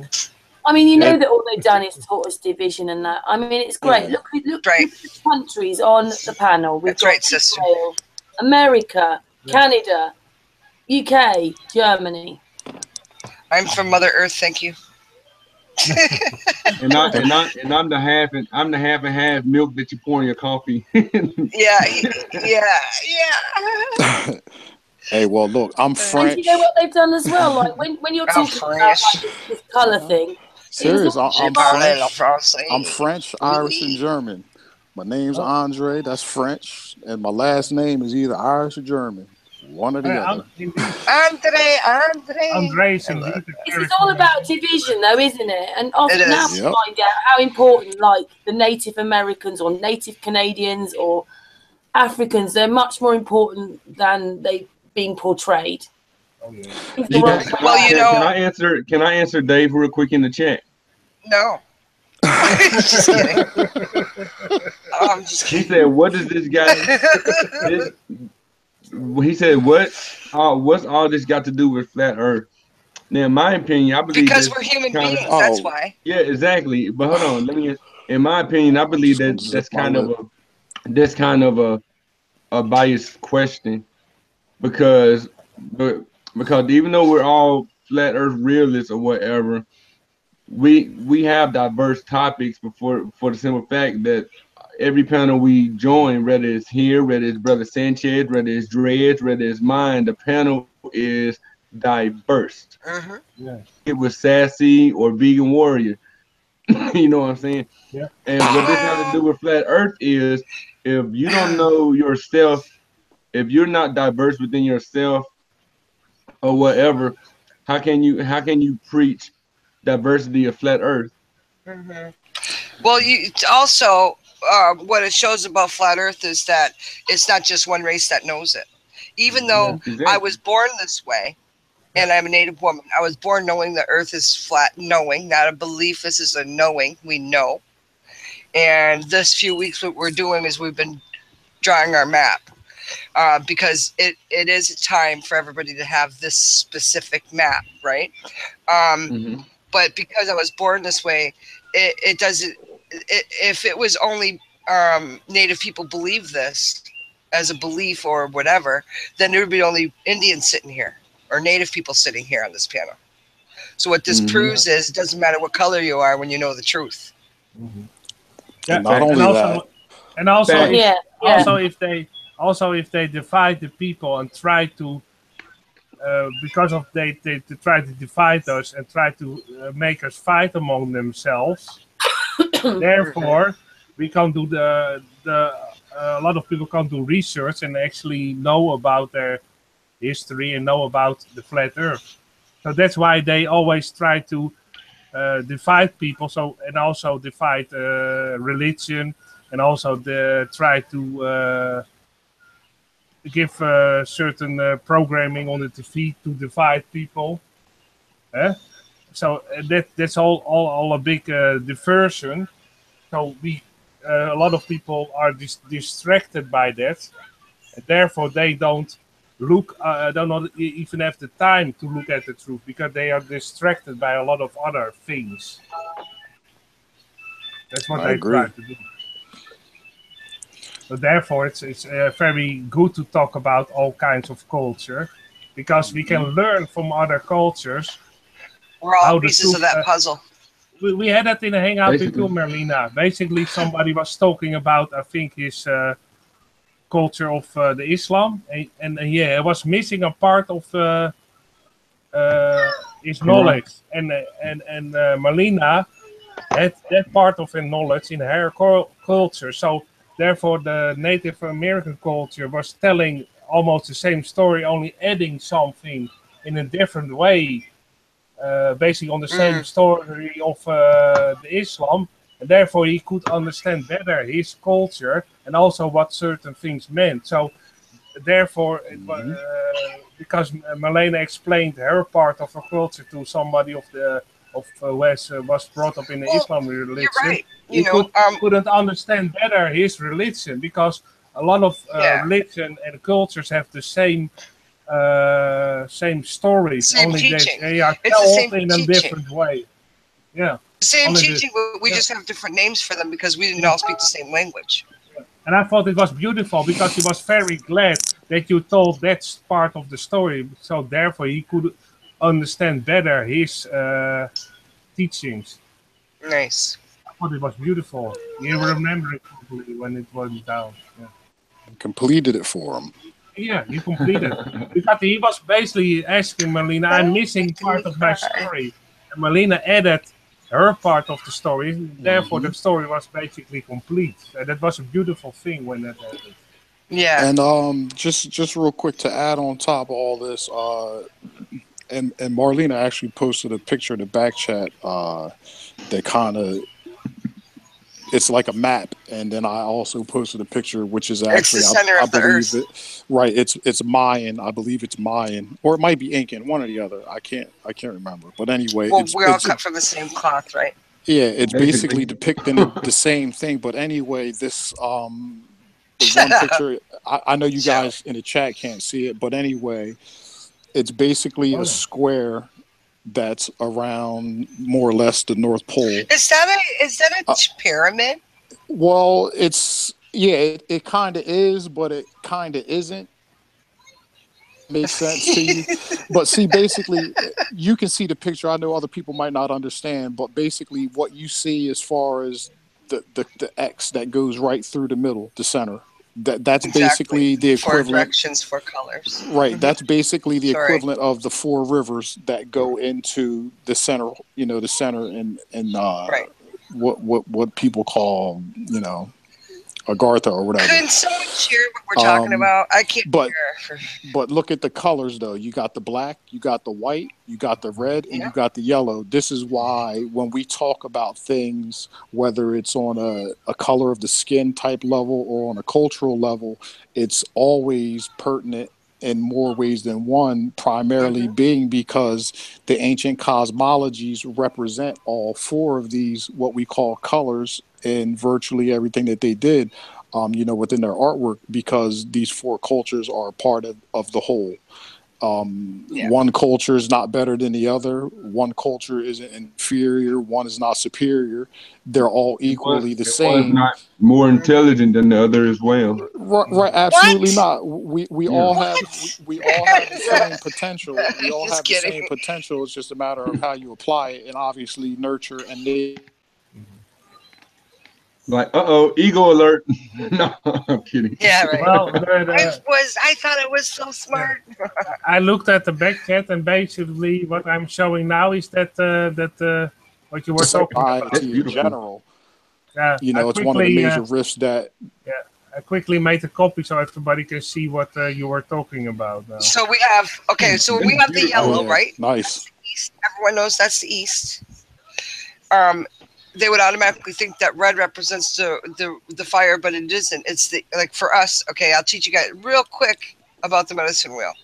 We have the east, which is yellow, represents fire, yellow-skinned people, the dawn, the setting sun. The rising of the sun, the dawn, right? The growth, spring, all that stuff, right? You got your tobacco offering. For the south, you see, this thing is different. Okay, switch that. It would be the east would be the red. Sorry about that. Somebody who did this one did it wrong.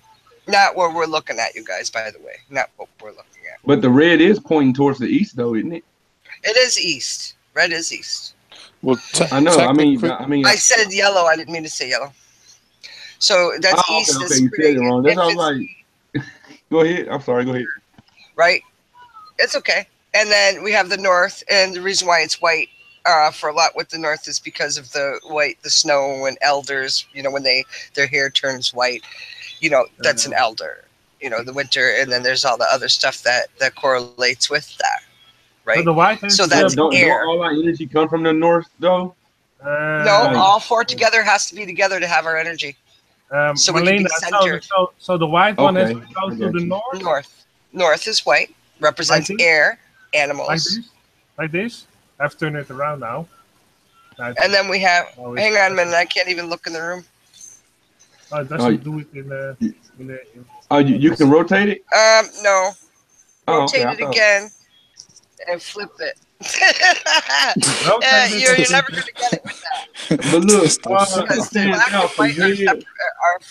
some heads stand out. Look, like some heads stand out in these colors, like they're guardians, like the four guardians or the four angels of the earth, or you see, can y'all see the faces that stand out? It's so the white has to go to the north, the red to the south. Red is in the no. See, you might not be able to set it up according to.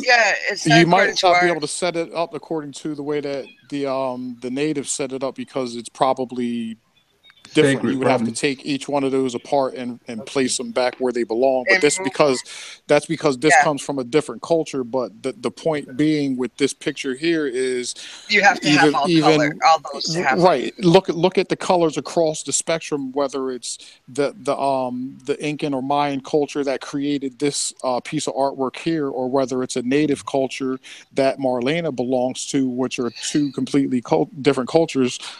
They still share. No, we're not though. Well, no, you are, because you don't know if you come from the same tribe as an Incan or a Mayan. We're all one tribe. We're all one tribe. Can I just say that Michael Flat Trotters is with us? What up, hi, Michael? Yo, what's up, family? How you doing, brother? The only reason why I say that might not be your tribe, so to speak, is because that picture that they have, it should match up with yours as far as the layout of the colors, because that's not something that's going to change. Because all that is that I showed you guys is the center of the map. That's what the map looks like. Yeah. I was talking about As for the one with medicine the wheel colors. is like yours. Okay? The medicine wheel does do what your thing looks like right there. Wait a minute, let me find it. I have to look at it. But yeah, no, it is like that. But when we do the directions, they correlate with the directions, which really don't make a lot of sense. Because black is south, white is north, you know. Yellow is That was east, a beautiful red art. is west. Was that drawn? Was that I've made got on a your one. tapestry? This But is look this is at your It one. looks like a tapestry. look This at is the your one, colors. Marlena. What? What I got now is your one. That you draw? Okay, this is the center of the. This is in the center. This is the North Pole. Okay. In the middle is an island, is a Surrounded by mountain. mountains. Those things that are jagged all around the whole thing is mountains. Yeah. That's And what the I'm saying. reason It looked why like it's that they thought surrounded by this the was one mountains. parcel of land is because these mountains are identical to each other. So when these explorers went there, they thought they were seeing the same thing, thinking it was one land, when in reality it's 4 pieces. Nobody is allowed to live here. Okay, this is a meeting place. So these colors are actually in the rocks that divide up these parcels of land. Okay, and these colors, this is why the colors are there, and this is how the medicine wheel is, the whole line. This is exactly like the 1800s and the 1600s. Our map is dated back to 1602. And right now we're in the middle of drawing the big map, like the one of all the 27 together, 26 around us. But the very center is this. And this is where the, what do you call it, northern lights are. You know, Aurora Borealis. right. This is how you were able to travel to these other lands. So what was explained to us was, so say if I wanted to go Sierra NA up there, this would be North America, would be that plot. Okay, so if I go on this area where those, okay, say where you see the black line, the black, you know, the black, it's pointing straight up, right? If you go over to the left-hand side of that, in that mountain. Are you talking about the part that's connected there? to the river, kind of? Hold on. Yeah, like those look like branches, kind of. Okay, if you go there, that would bring you straight to Australia. This way, though. So each one of these places brings you to a specific area on the map, and this is why they know where stuff was. Just for you got north, so it's These are basically like north portals. mountains, east mountains, south and west mountains, but they all look Right, like and this, these so bring you almost to all like those the compass. just for curiosity, maybe you already said it. What is that thing in the It's a middle? mountain. That's It's Mount supposed to be Meru. like, Okay. yeah. But I have a question: if the north is always the center, those mountains really can't be It's not north, south, north, east, though. west. Maybe We're calling it north. We're calling it north because that's what everyone will know where it is. We don't call it north. We call it the center. No, I And know. this I is know all that. I'm talking energy. about the center. The center is actually the north. What you're talking about? I'm talking about as Yeah, far it as the would be the mountains. North Pole. I'm talking about as far as the mountains is branched out in 4 sections. Mhm. How about it's like they actually, instead of north, south, east, west to the mountain section, it looked like it's really just east and west because you got one set of mountains, you got one group of mountains that's acting as This the was a east rough on the sketch, by the compass. way. I was only doing it quick when I was showing Glow something today. So, Well, I think it still looks beautiful. Yeah. I mean, that is beautiful. You're silly. Yeah. It is beautiful. But what I'm saying, is like you got, it's like you got one set of mountains that's acting as the east quadrant on the compass, and then you got the other There's 2 4 sets of mountains sets. that's acting like Right. the west, the north got that one mountain in it right there dead in the center. That's what I was saying. So now, if you see a certain, and you know, I'll just, I mean, the other picture that I put up there of the circle with the little lines on it, it's above that one.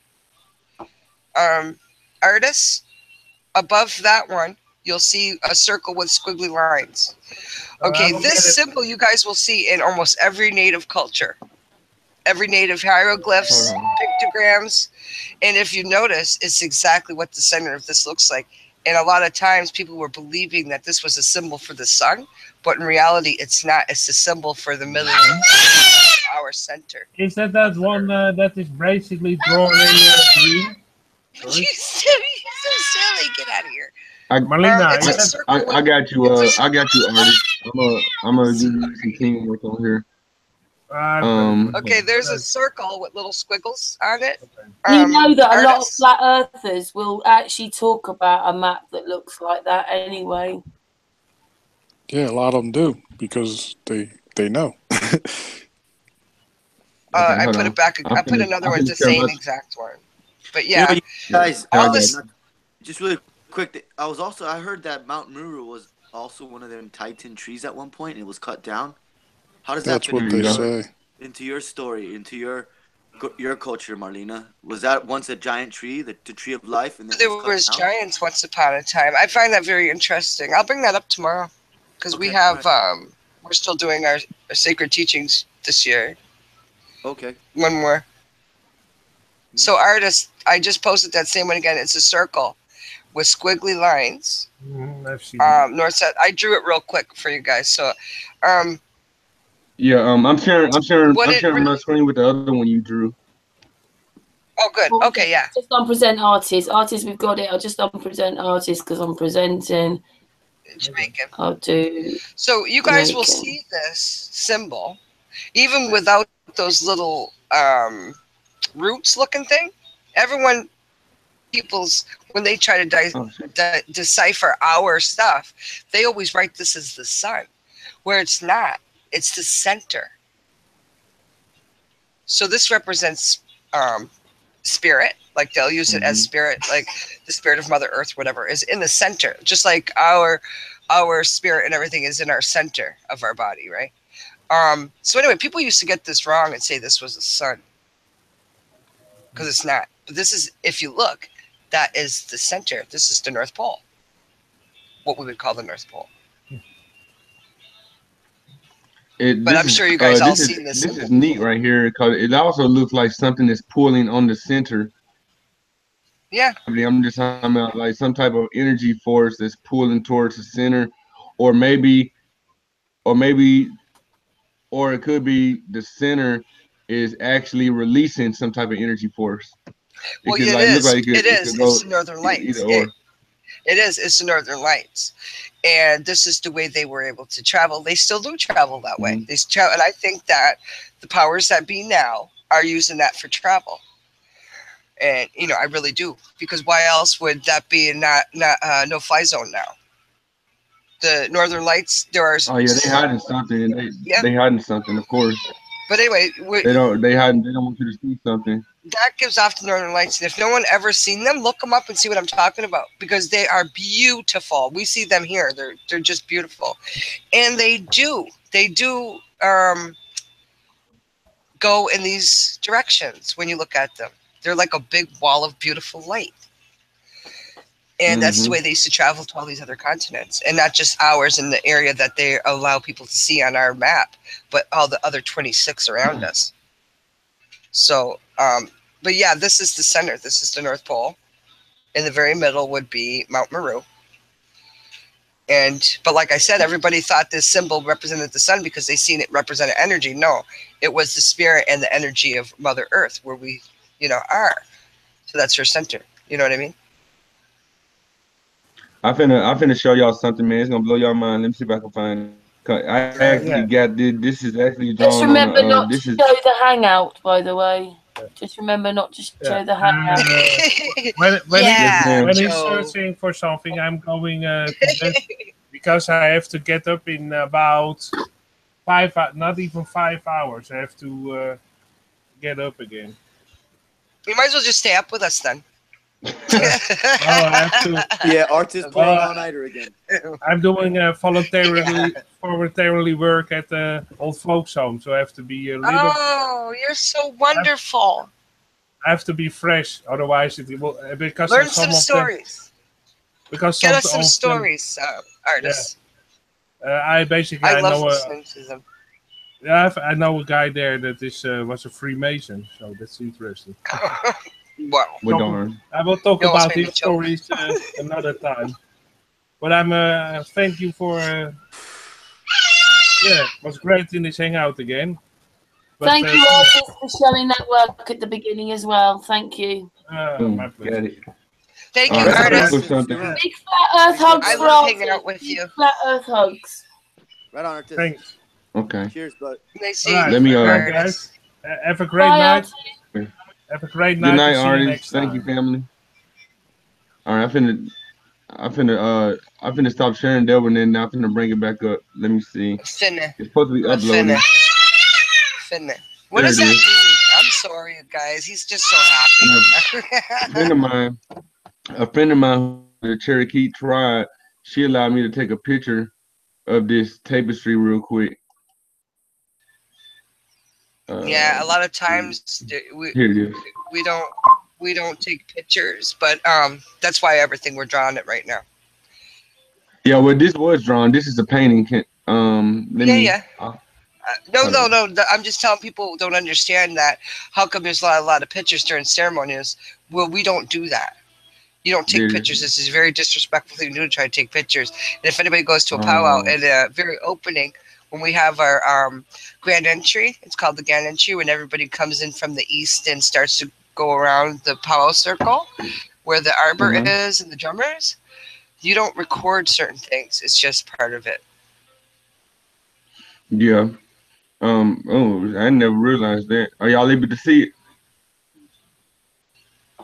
We just see you wrapped up in your blanket and your little eye sticking out. Yeah. I thought I was sharing my screen. Oh, you know what? No. I know what I did. So share it as application. Yeah, that's right. I forgot because I did drop it down. I'm not trying not to show the hangout.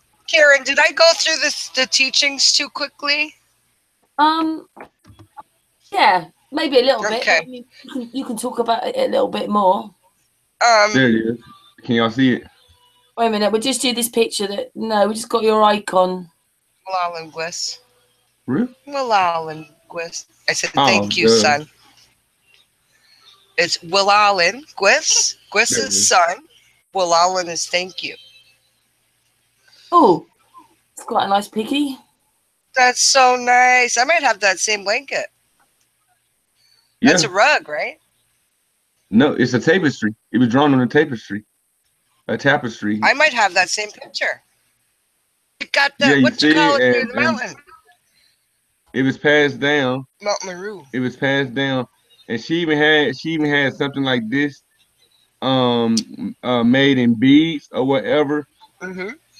And it had 12 different colors on it. What's that up there in the left-hand corner? What kind of bird is that? What's that? Under the moon. What is that?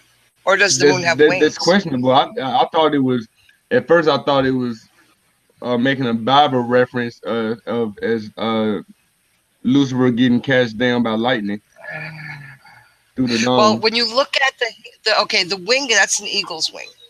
Because the eagle's wings, for anybody that don't know this, the eagle, when it flies, the end of the eagle's thing looks like hands, whereas other birds are angled. The end of their wings, their tips are angled like an airplane. Eagles isn't. It looks like outstretched fingers. That's why eagles are so special. I've always been drawn to eagles. I mean, tigers are my favorite. Are my favorite animal. Tigers are, but I've always been drawn to eagles because their eyesight, I don't know what is. Everybody. I've always and liked there's eagles a reason. since I was a teenager. That's right. There's a reason that you are, and there's a reason that we all are when it comes to the eagle. And if you were here in the beginning of the teachings, you would have learned that. Yeah. What happens when you show up late for class? It looked like so many flat earth clues in here. Then you see this little tree stump that's growing past the supposed dome right here. Wait a minute. Right? Yeah, for sure. You see the tree stump? And and then you see the creator. You see the creator is neither is neither man or woman. Look, it can pass for both. And down there at the right-hand corner, that she could be representing Mother Earth. That chick there. Right here. The left-hand corner. Sorry, I don't know my left from my right. Yeah. Or she could but is that be supposed like, to be Mount Meru? Devil's Tower? I was just gonna say, or Devil's Tower. Took the words right out of my mouth. That way? And then look. And then look at all these spirits within the wall, within the earth. Look at all these. Think about these spirits the within the earth. Northwest, or I'm sorry. Yeah, think right about the the Southwest theme. It's terrible. And then look at that.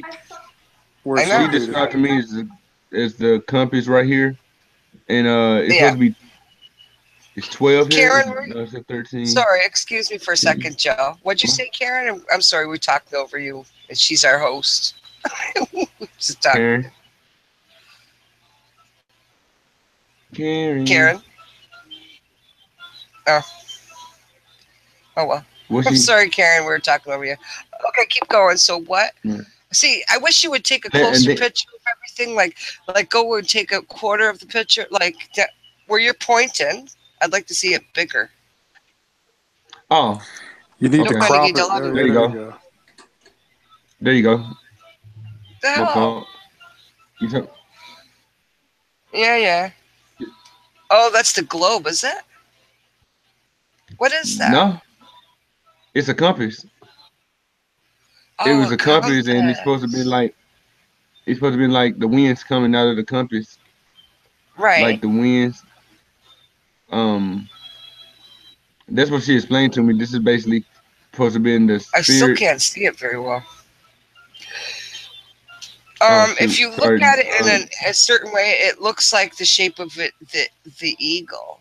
Like it has the eagle tail at the bottom. Eagle tail fans out like that. Sorry. I have a guardian. I just noticed this. Now, I didn't have this picture for a year. Actually, yeah, I've had this picture like That's very interesting. probably since last year, right? And I just now noticed this. When I zoom in, I notice this guardian right here. You hey, see Joe, the when little you get a ninja chance, looking guy? yeah, when you get a chance, can you send me that? Yeah, you can download it. You can I guess go into the Hangout and then just save the picture to your I didn't know you device. put it there. Okay, cool. Thank you. I appreciate it. Yeah, it's in the Hangout.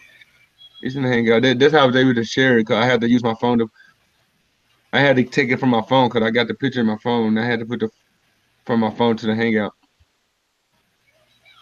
But then look at these horses. I'm still look around this on the right hand side. On the right hand side, that is right Glooskap. No, on the right hand side on the edge. This cat looking figure right here.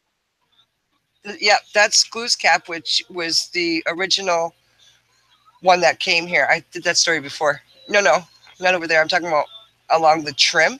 There's a dude that he's holding a feather, eagle feather. All the way on your right hand side. On your right hand side. Yeah. Over there. Yeah, I'm on my right. Okay, up. Up. Let me see. Okay, to the right. Not where the horse right dark. Go back there. Okay, see where that brown horse is? I got you. Right here. Right there. That right there is the same way we depict Glooskap. This is a dancer, this guy here. And he's holding that eagle feather, but he's the original. Like when I do the creation story, he's the Glooskap guy I was talking to you guys about. That's exactly what she said. That they was a dancer. Yeah. He was a giant. He was the bringer of the light. It kind of looks similar to what Brother Sanchez be presenting. Yep. From the Egyptians, with the hands up. Yeah. You see that with the hands up, and you know you got six. You got six. No, it's at 5. I'm sorry, it's only 5. So I don't know. But the way he shaped and stuff is the same as Glooskap. The one that God brought here first. The one that had to go learn about all the animals and plants and trees and name everything. He's the one that had to name everything, was Glooskap. And then he had to teach, like when all of the spirits or souls, whatever, were brought here through electricity, through lightning. when they were sent to all these different places on the plane, which is beyond what we know right here, this area, they all had to learn this stuff by Glooskap, like learn about what fish do, what you use them for, all the animals. So maybe sometime, Karen, I could do the creation story. Oh, no, we did the creation story before here, right? Here, If you guys go back a couple shows ago, you'll see. Let me see. I got another one where you actually can see what's on the other trim. Hold on, I'm waiting for it to upload real quick. Okay, so while we're waiting for his upload, on my account on here, you guys, on YouTube, the Marlena Effect, that one, I'll be putting out what we learned tonight there, the 7 sacred teachings. I'm putting that out tomorrow because I've been working on that video. And then hopefully by the end of the week, well, for sure at the end of the week, but either Monday or Tuesday, I will put out a video on the Flat Earth map that we've been doing here in our community. There it is. To the side, the other trim. Yeah, that's the female. So we have the one directly across from it is the male, and that one is the female. And you can actually see the whole picture on this one. Because I just kind of took it a little farther away. This one. Yeah. See up on top, you got Turtle Island, which is Mother Earth, the Flat Earth, up there at the very top. Right here, just like a serpent or something, or just like a demon trying to get in. We don't have demons. Well, anything I'm sorry, that was a bad word. Like spirit, when we like talk an evil about spirit Muin, or something. it's human beings create that evilness. No. Oh, that makes sense. That's a lizard. That's a lizard. But right there, see, there's Mother Earth in the middle. And if that's done properly, there should be 27 of those little pieces. You talking about right here? On her back. The turtle in the very middle. You know what a turtle looks like? Oh, yeah. So one, I'm going to beat you up. 1, 2, 3, 4. 1, 2, 3, 4, 5, 6, 7, 8, 9, 10, 11, 12, 13, 14, 15, 18, 19, 20, 21. Yeah, there should be 27 on there. Did I count them all? No, you didn't. 1, 2, 3, 4, 5, 6, 7, 8, 9, 10, 11. You also have to count the ones in between, so there would be 27. 15, 16, 17, 18, 19, 20, 21, 22, 23, 24, 25, 26, 27, 28. 28, 29, 30, 30. When I count all the spaces, the boxes in between, I get about 31 or something. Yeah, there should be 27. But at least it's on there. Yeah, that's what threw me off. Like it's like they were depicting that flat Earth is on the back of a turtle. Yeah. Yeah. And then well, look at some this. cultures I just noticed this believe little. That. I just noticed this what little wicker thing that's hanging. What is it? Can you get even closer so we can look at that? What is it? Is it a person? That's what I was saying. He has to crop it. He's got to crop it and go back to the original photo. No, I think I can control. I think I can control roll it. Let me try it. Control roll. Zoom. Yeah, control roll it. What is that thing? He said control roll. No, I know you know how you can control the mouse. I mean, hold the control button and roll the mouse. Control like that, roll. like this. Control your roll. All right, well then control your roll and roll up and on that control that picture because you're getting me dizzy. yeah, what is that thing? Is that a person? I'm trying to move it over, but it won't let me. I'm trying to move it over so it can be in the center. Yeah, but you have to that's take an eagle. Listen, you got to take it out of Zoom first because I can still see your magnifying glass. Now move the picture over and try it because I don't know why you can't drag it while it's blown up. Yeah, that's crazy. Put the cursor on the image you want to blow up. Like put the cursor on that little thing that you're trying to look at, and then zoom it. Okay. Put the cursor on it. Put the cursor on it. Yeah, there you go, and zoom it. Yep, yeah. Is that close enough? You should be able to get closer than that, can't you? Yeah, I can. This is 150. All right, well then zoom in, bro. Zoom in up on that piece. the other zoom. Yeah, I don't know why it's not letting me move it. Oh, I see it. I got it. I figured it out. See, I told you I'm a computer geek, man. I figured stuff out quickly. There you go. Now I'm zooming some more. Now bring it down. Roll it down. Boom. How's There you that? go. Go ahead. I'm finna wash my dishes real quick, but I definitely we need to figure out what is that? It almost looks like a voodoo is that doll. another guardian? Yeah, I mean it looks like. Is that a dagger? Look, it kind of looks like a sword. Look. Marlena recognise what that is. What is that, Marlena? It kind of looks like a sword, but I know I'm pretty sure I'm wrong. See, we're losing something. You can see faces. You can see other faces within the sword. Can you zoom in a little bit more, Jamaican? Marley, is she there? Can you zoom in anymore, Titan? Yeah, I got you. All right, this is 400% right here. Oh, it slightly makes it blurry, doesn't it? Yeah, we kind of lose the resolution. Huh. What about now?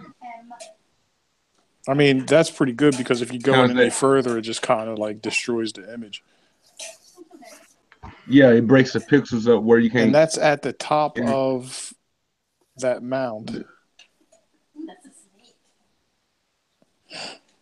What? Don't it kind of favor a sword?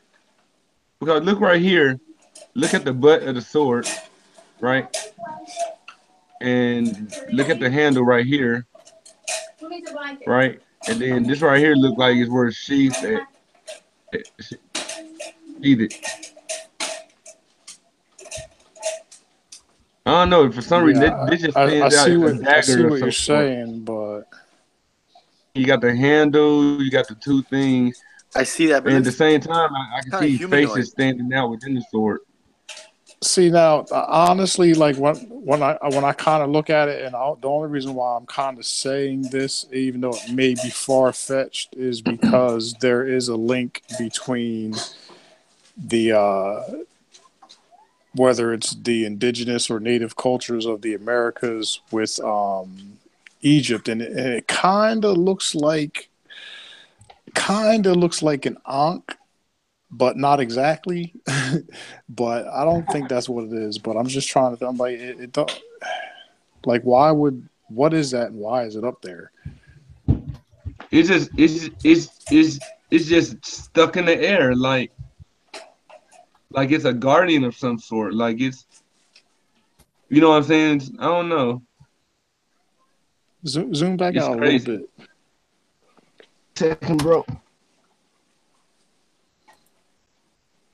Is that too far? No, that's good. Yeah, see, okay, the further away you get it, it doesn't. Let me try to center it a little bit. See, like from here, it almost looks like a piece of native corn. Yeah. But what would the significance of that be? Whether it's a piece of corn or a sword, right? Because in one instance it looks like a dagger. In another instance, it looks like some type of being with their arms stretched out. Yeah. Like, you see what I'm saying? some dwarfed out arms. Yeah. You know what I'm saying? Like, give me a hug. Oh, scratch my back. I can't reach. It's like T-Rex. No. T-Rex arms. Yeah, no, I don't think it's supposed to be a person. If anything, maybe some kind of object.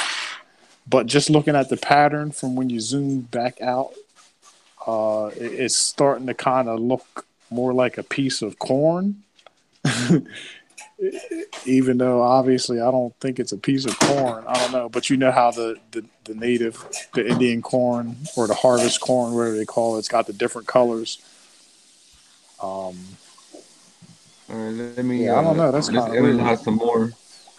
See, now the further back you go, it almost kind of looks like a cross. But when you look at it, and it's got that loop at the top.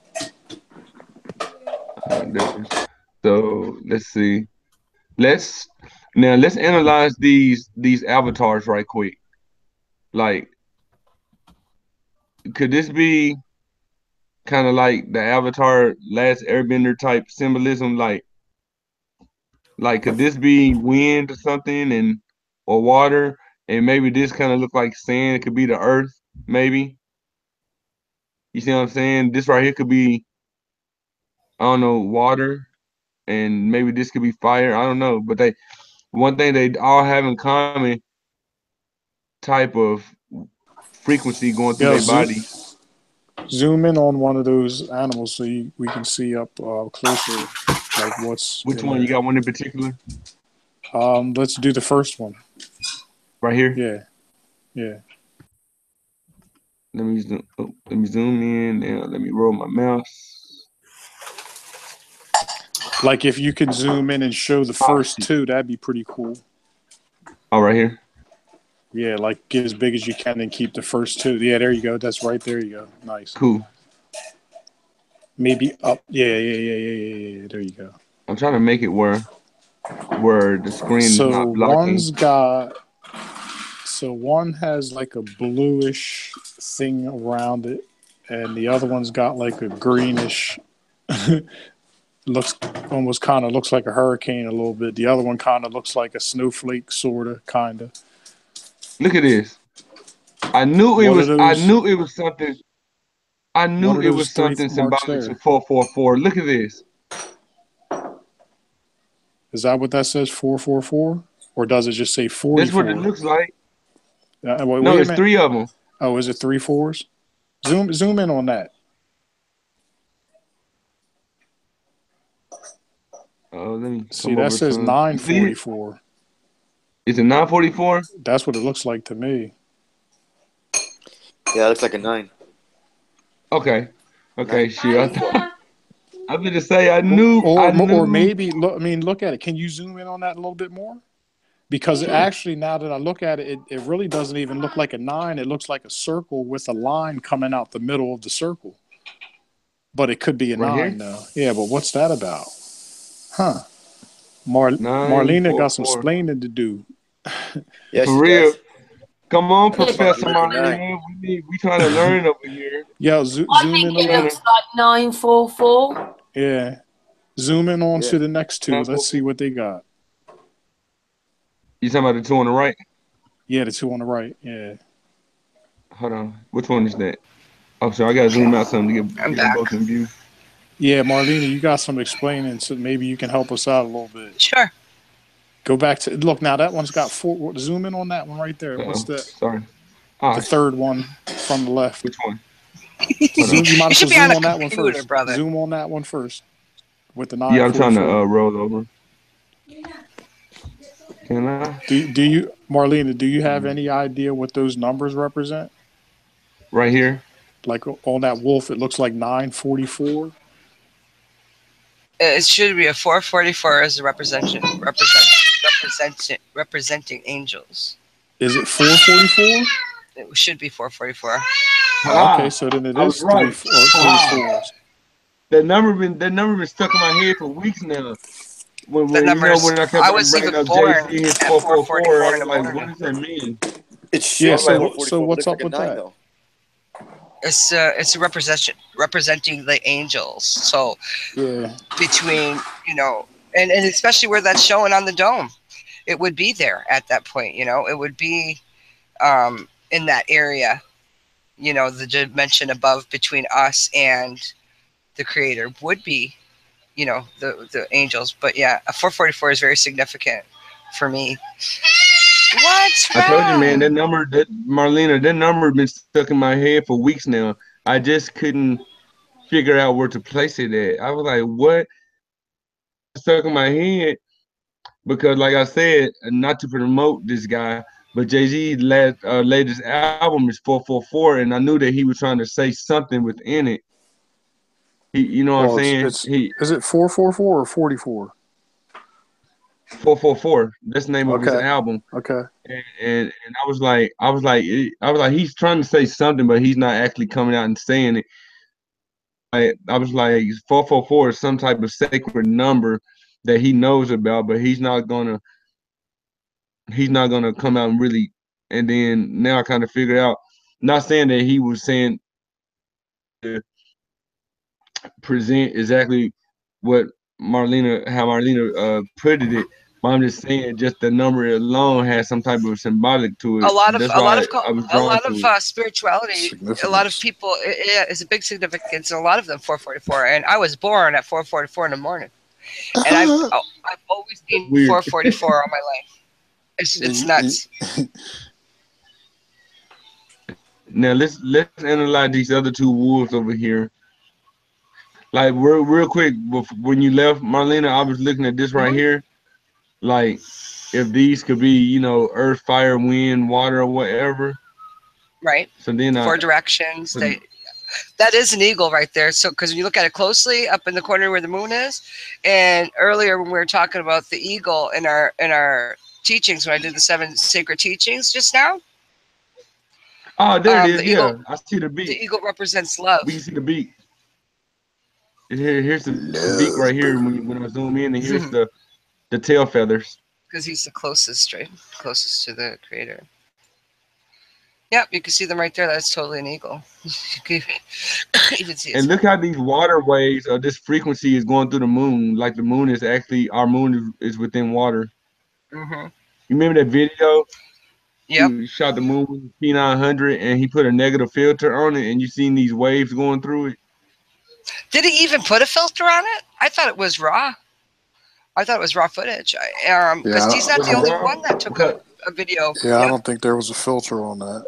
It wasn't a filter. No, I'm positive there wasn't. He'll use a negative. He'll use one of them negative. It's one of them internal filters, I should say. Where how you can select your camera to be negative, sepia, inverted, or whatever. Yeah. He either used negative or inverted image. He used one of the two, but anyways, it showed these waves going through the moon. Mm-hmm. And when we do the creation story, people were created, the spirits were created, created through lightning, and that's clearly lightning right there in that corner that you were just showing. The moon, but yeah, or I think that's in front of the eagle. The moon. The moon. See, it goes all the way from the corner all the way down into the what we're saying is a kind of dome-ish kind of thing. But you see that electricity is coming right down. Yeah. Oh yeah. Now I knew this was lightning. I thought you were talking about this right here too. No, that's just talking about creation, like things going through stuff. Like all of our stuff talks about the life cycle. So when you see arrows and stuff going through animals, all it's showing you is like their digestive system is a cycle, just like everything, like our Mother Earth. The water is a cycle, it goes into a cycle, and it goes. So what are these? What are these symbols? What are the symbols that are on the back end of the wolves? Because that kind of indicates to me that they're ingesting mountains. Yeah, it's like mountains. Summer mountains. Yeah, rain, one looked fire. like a hurricane. Okay, so they're ingesting basically the elements. Right. Oh. There it is. Like this right here. Look at this swirl. This swirl could be some type of wind power. Yep. Or it would be. Like it could be some type of ice power, like snow, frozen water, something. It kind of look like snowflake. I could be wrong, but that's like how I'm seeing. I guess everybody can look at the table sheet differently. No, but we're all on the same page. It's the elements. Elements. So what's this under? We got the this four right here basic above his elements, shoulder? right? This wolf's shoulder. It looks like water to me, doesn't it? Well, I can't. It's so blurry. Hold on, let me back it up once. Unless it's the spirit, unless it's like its own personal spirit,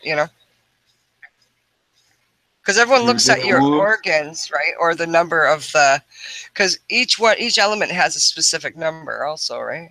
I think maybe what happened is that was. You talking about the atomic number of the periodic table? Each element, yeah. No. No.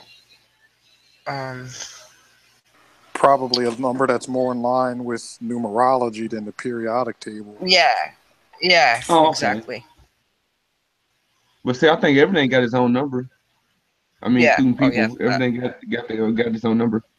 Well, Yeah. that certain things obviously do, but like when you get into 33, for instance, like 33 is one of these numbers that show up in the religious texts a lot, and the reason being is because it deals with the creation and things like that. So this number 33 that's pretty much kind of how it becomes relevant and why it pops up so much. So yeah, these specific numbers, they definitely have a specific correlation to when they show up.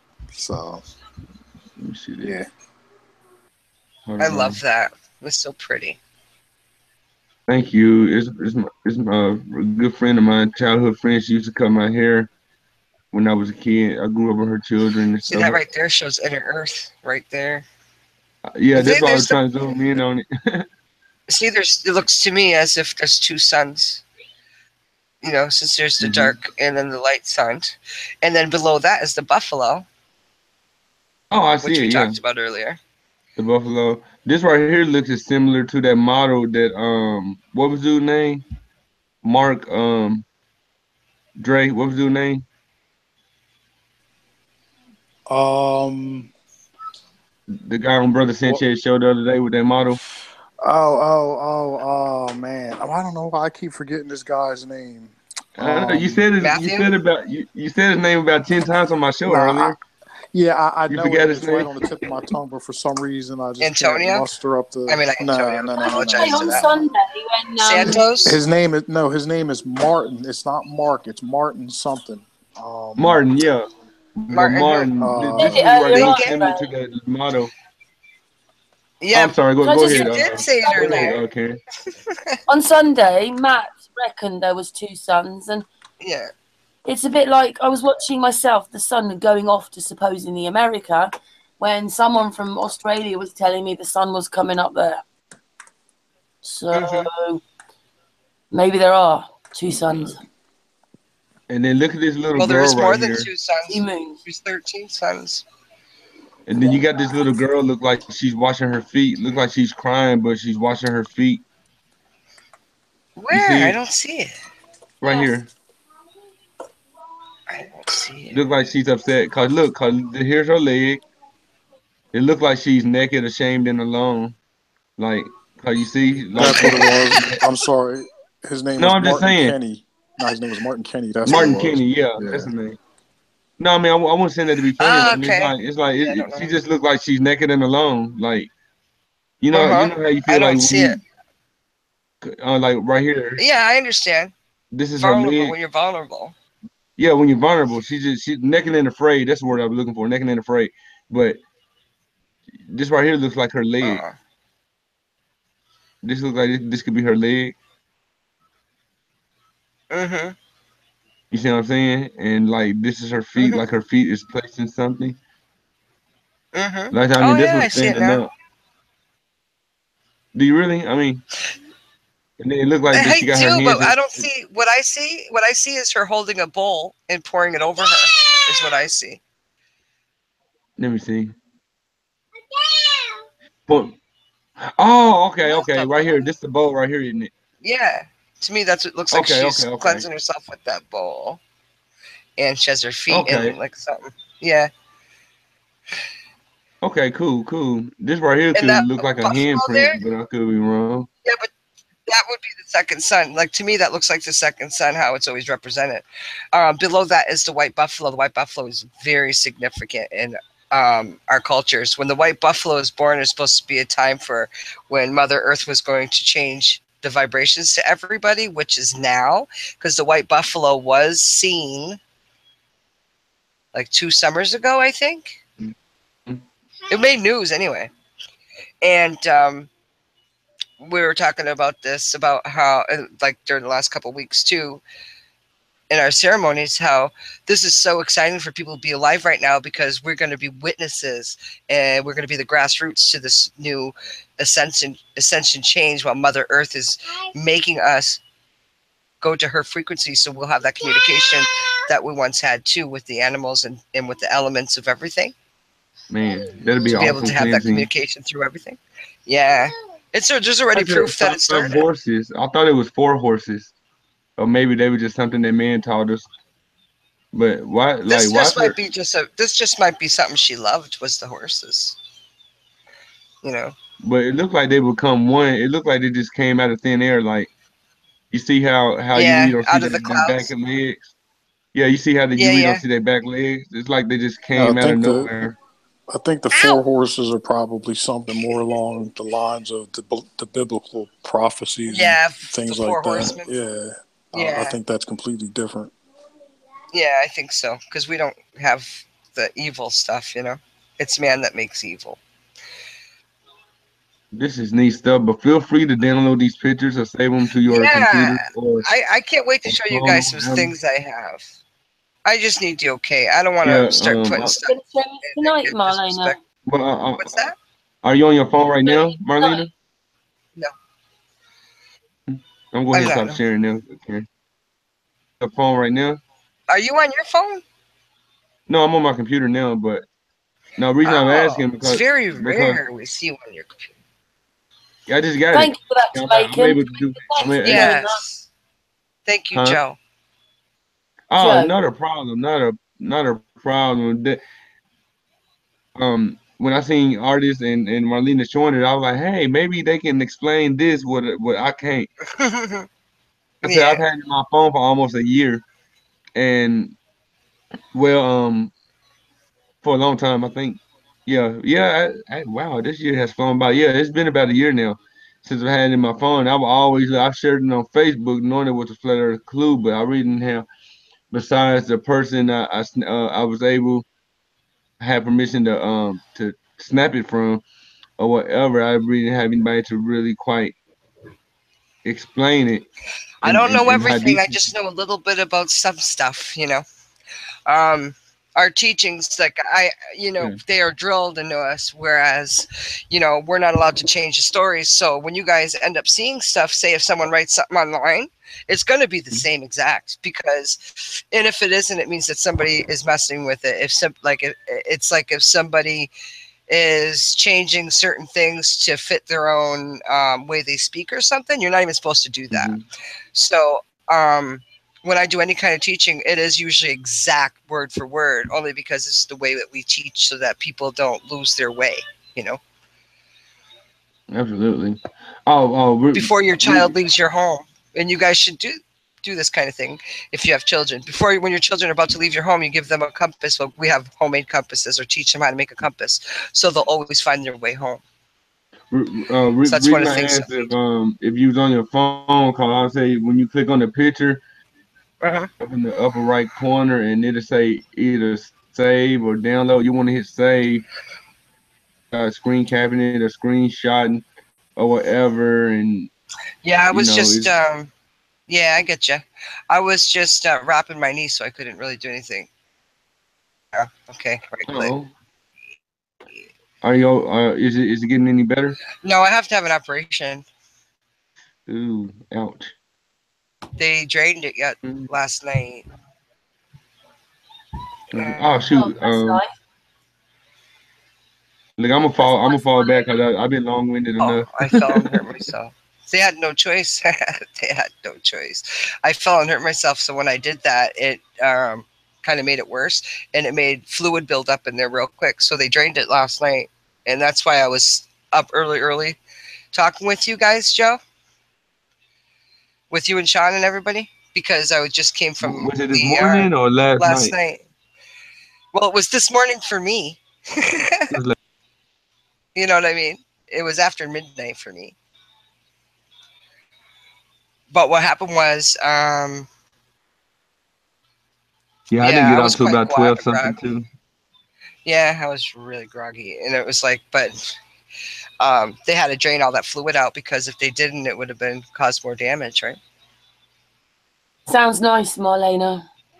Yeah, it's wonderful. Oh God! And all these people are like, well, if you're a healer, can't you heal yourself? It's like, oh my God, you kidding me?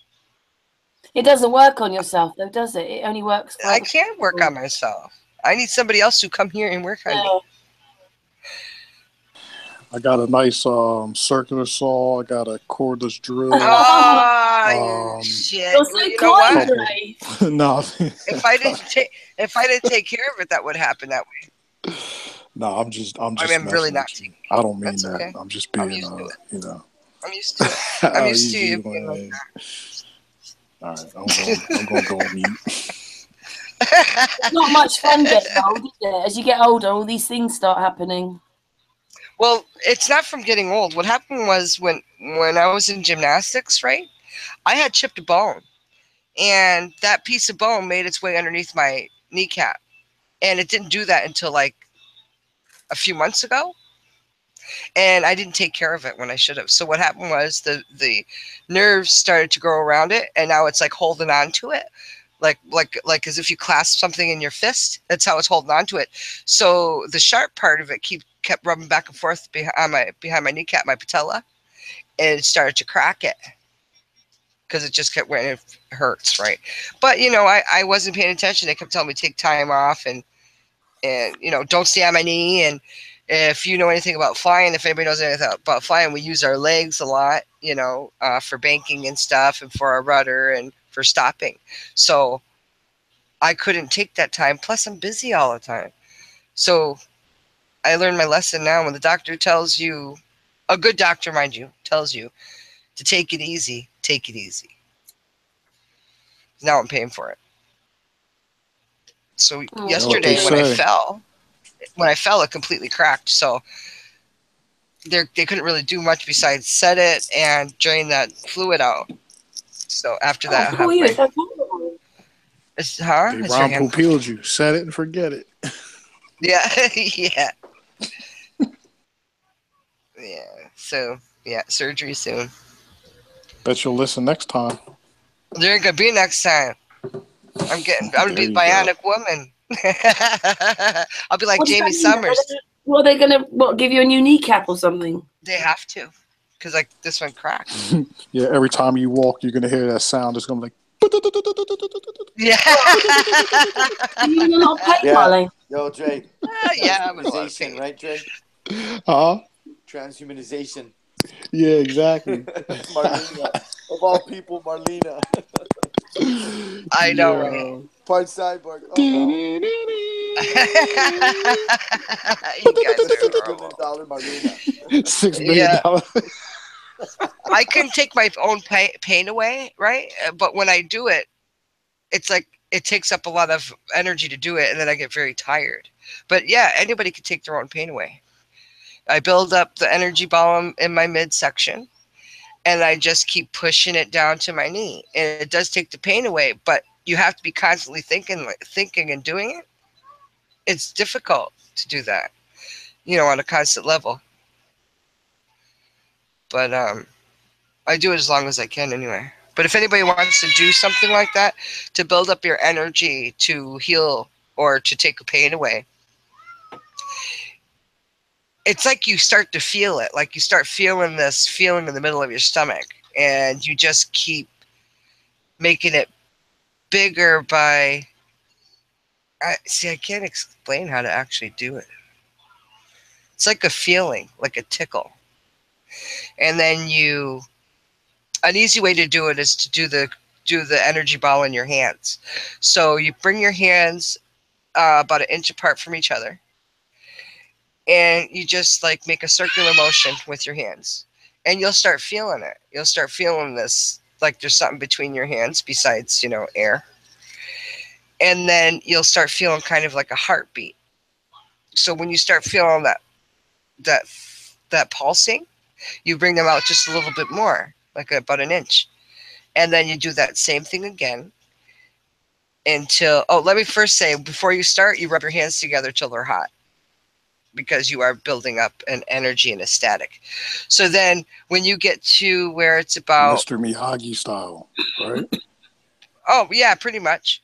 So then when you get to about when it's less than a foot apart, you'll start feeling a ball. And if anybody that's ever done Tai Chi, it's the same thing. You're building up your chi, right? So then what you do is when you start feeling it as a ball, so you make your hands go and say if you have a ball in your hands and you bring it towards you, you will actually feel this energy combining with the energy in your core. So once you feel that, you can start bringing it down to wherever the ache is, where the pain is. And it really seriously works. It goes away. But it takes a lot of focus, you know. But I do it. I've been doing that for my knee. It does take the pain away. But I do need something wicked strong. But I don't have anything strong. Weed works, I suppose. You know. How long are you going to have to wait for this operation then? It should be any time. I'm just waiting for a phone call, you know. Really? I'm just waiting. Yeah. And then I'll be laid up for 3 months, he said. And then it'll be constant. You'll be in hospital for a week, won't you? I don't know how long. Is that how long it will be? I don't know. You'll be in there for at least I'll bring my computer. I'll bring my computer. Oh. I'll make sure I stay with you. Yeah, it's going to suck. But you know what? I need it done. And he said it's going to feel like brand new. You know, he said it's an easy operation. People get it all the time. And I've talked to some of the women that were there that had their knee replaced or fixed, and they said it was the best thing that happened to them. I only ran into one woman that said, it's horror. You know, you'll always get one that goes through it bad. Any operation is horrible. Yeah, I don't want to be cut open, but it's either that or let my leg go dead, you know. I can't do that. Probably better if you have it done now than 10, 20 years. Well, my mistake, right, Karen, is when this first started, when I first started feeling uncomfortable, I should have got it taken care of then, and I didn't. You know, so if anybody has an ache that they don't know what it is, and they say just get it taken care of, or try some holistic stuff, because I did try everything before anybody says, don't you have like medicines? And they do have lifespans on them, don't they, as well? So maybe it's better being done now then. Yeah. And it can only get worse because that particular little chip of a bone can end up severing not just my kneecap, but, you know, it could start severing arteries, you know, or veins and stuff. Oh, so it needs to be taken out. Yeah. It's not fun. If I didn't fall, I wouldn't have been, I mean, it would still be hurting. I still would have to get an operation sooner or later. But if I didn't fall, it wouldn't have been like right now. So it was more like somebody made it happen. So I'd listen, you know what I mean? To get it done. Yeah. So. But I just keep rewrapping it because I have to keep it very stable. So every time I hop around, that I have to redo it, you know what I mean? Because it's like just the movement of hopping. On the other leg, it's like push, you know what I mean? Like the pressure and stuff, the bandage starts moving down and all that stupid stuff. But yeah, it's not fun. Well, the last operation I had, I didn't really get a choice. I had some gallstones stuck in my body. They nearly killed me. It gave me an internal infection.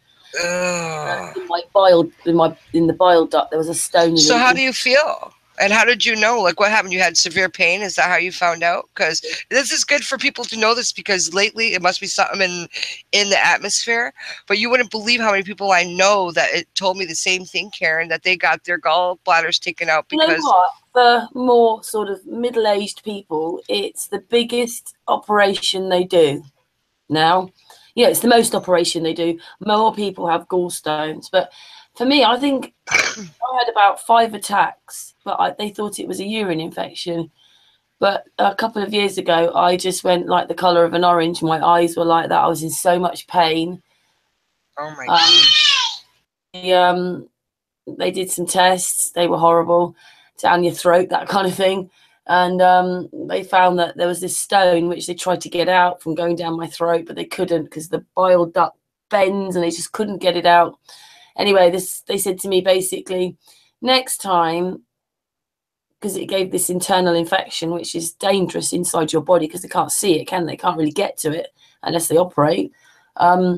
They said next time it will be intensive care, if not death. It's an operation, but it's up to you. I was really upset because I didn't really get a choice. Death or don't have it. Yeah, have the operation or death. So But Yeah, it and isn't then they just found- middle-aged people. Man, that's pretty A drastic. few of the girls that I know got them done here. Well, actually, I know more than 10. Honestly, more than 10 so people. big. They're all different ages. This one stone was so big, and it was obviously your bile duct is about the same width. You know your mobile phone, and you put the headphones on. That lead which goes to your phone is about the size of a bile duct, and I had a stone nearly an inch big caught in it.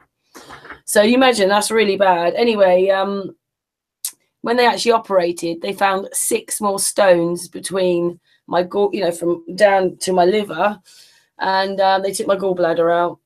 6 stones were loose in my body, and obviously my gallbladder was completely full. When I came round, they said, "Here's your stones," and I remember thinking, "Oh, and yeah." Anyway, I haven't looked back because I've not been to the doctor since. Or touch wood, I've not been to the doctor since. But yeah, there's loads of people get gallstones. It's the biggest thing. I was gonna ask you. They don't use they don't treat gallstones ultrasonically at all. Meaning, like, because I know here in the States, if you've got little ones, they can maybe break them up. But this thing was over, and it looked like a rock. It was nearly an inch by an inch. But it must be something in the water, it's this, because these are stones. Right. Well, yeah, I mean it could be, but actually some of the things that they say cause the gallstones will be like your iced tea mixes, like that artificial crap you mix up in a can, chocolate, cheeses, anything high in calcium. Yeah, well, I like cheese. Well, there you go. That was probably. You've got to listen to this, Trey. They can take your gallbladder out, but there's still a section of people that make the stones without a gallbladder.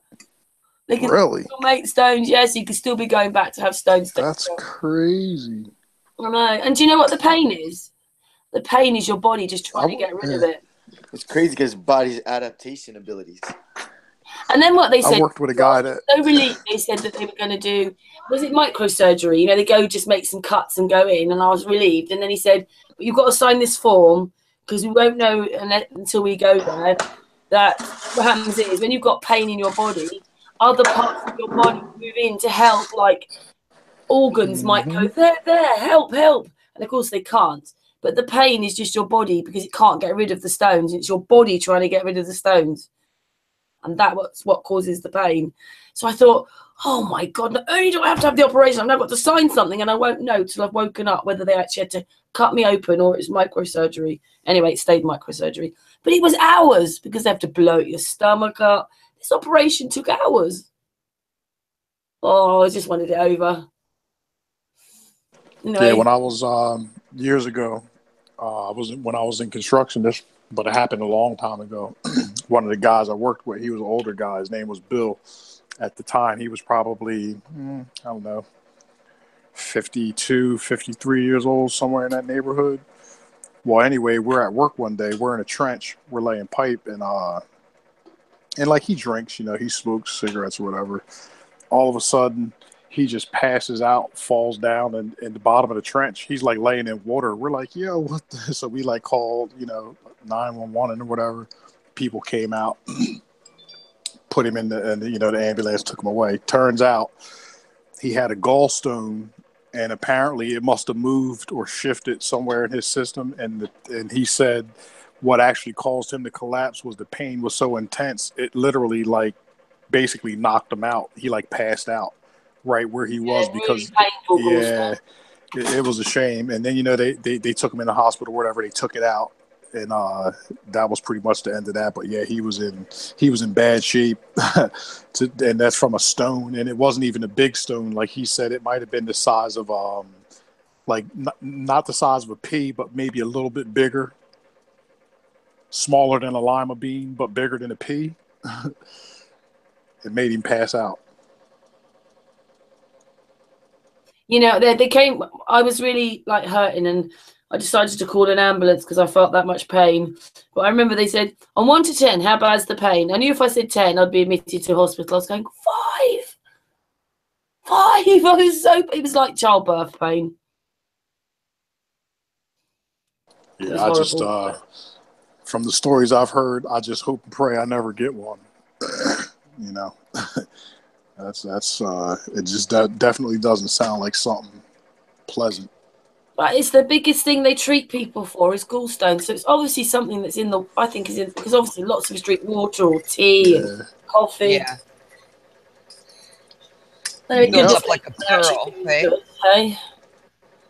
Builds up like a pearl, builds up. Same with kidney stones, they build up like a pearl. Mm-hmm. Next thing you know, you gotta. Oh, that's crazy. Mm-hmm. But it started in my 20s, you know. I remember my mother saying that I looked like I had gone green. You know, I was in that much pain. But then it would just pass. Oh, wow. And it's really weird because it starts like under your rib cage and it goes to the right, that top bit there. Obviously, that's sort of near to where your liver is. I mean, it starts off with thinking, God, this is really bad indigestion. But I, for a whole year, I was in pain and an infection and didn't realise it. But, you know, I didn't quite go to intensive care. I don't know about America, but there's an intensive ward and then there's intensive care. And I was in the intensive ward for a while until they knew what to do with me. I mean, pretty much the same thing, ain't it? I had the body scan. You know, I had pregnancy scan to find these things. I had thing down my throat. It was horrible. It went down my throat twice, and I woke up in the middle of it. They were actually pulling, you know, like they were dino rodding me to try and get this stone out. You don't feel like moving because you're sedated. But like the second time, I said, "Please don't let me wake up." Of course, I did in the middle of it all. Oh my God, that's scary, man. And the first time, I opened my eyes and I could see the inside of my stomach on the screen. Yeah, we would have been fighting if I would have woke up in the middle of my surgery. Hey, I'm going to go ahead and jump off here. I might be going live a little later. I'm not sure yet.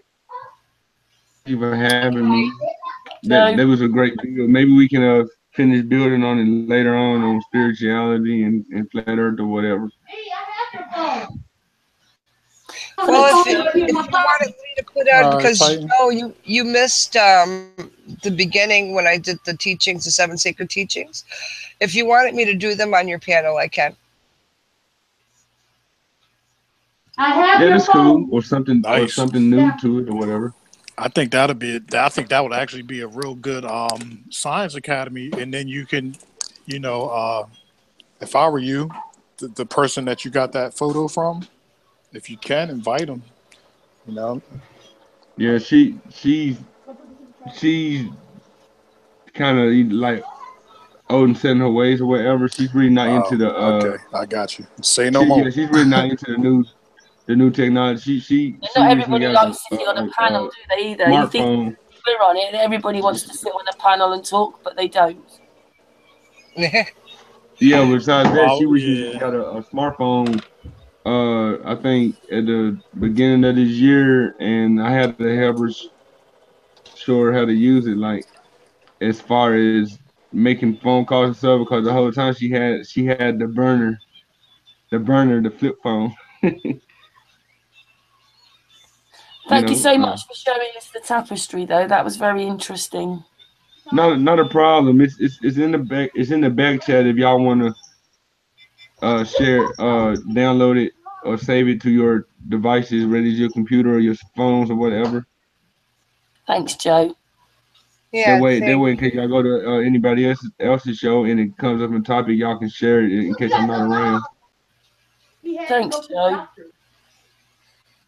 Not a problem. Thank y'all again for letting me on. And like I said, I'm trying to go live. I live spent most of my day today with Dre and Joe. Absolutely. Nice. Well, you know, we've been getting it in all day, pretty much. Yeah. The only reason why I offered is because there's some people on your that listen to your Science Academy that aren't here in this one. You know, it's up to you. At the end of the day.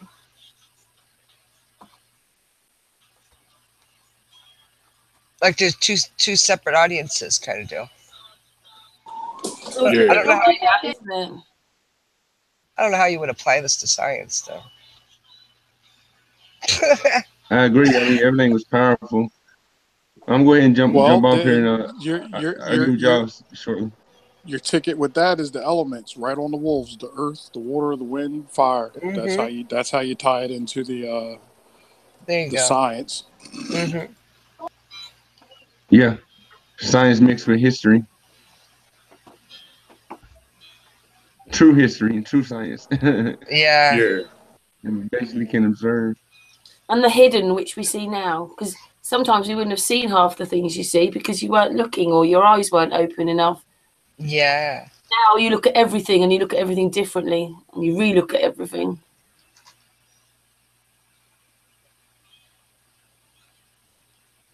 So, he's gone. Marlena, do you want to just talk a little bit more about spirituality? I mean, we have been going for 2 3/4 hours, so I know that you maybe want to go. Well, it's up to you, Karen. If you want to, it's up to you guys.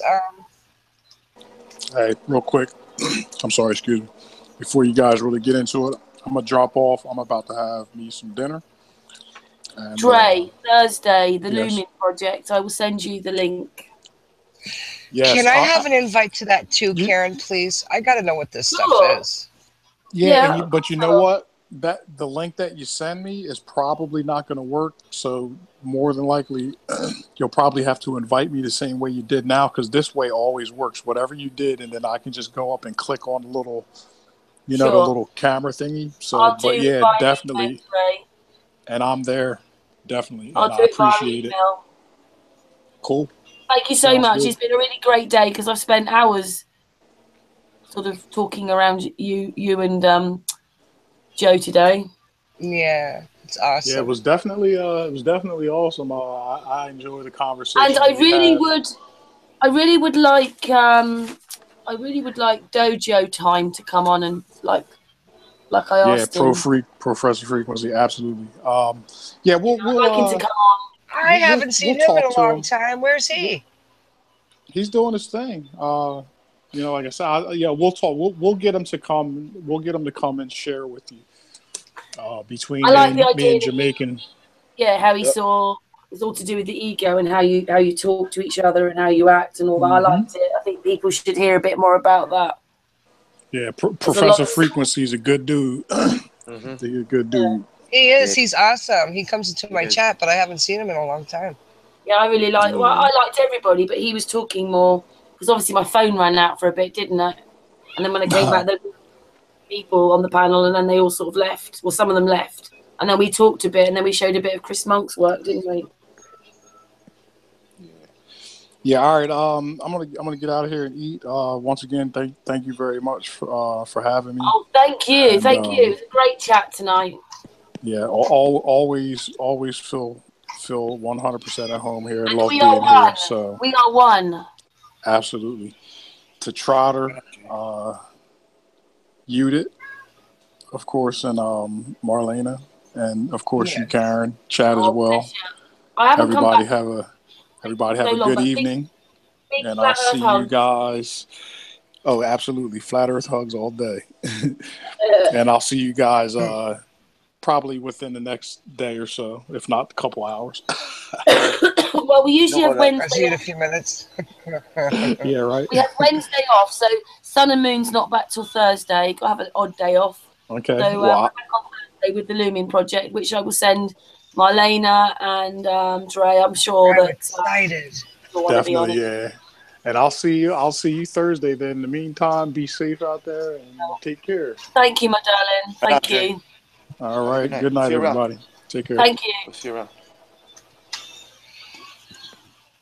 Well, we did really well there tonight. There was 9 on the panel, and then slowly 8, 9, 7, 6, 5, 4.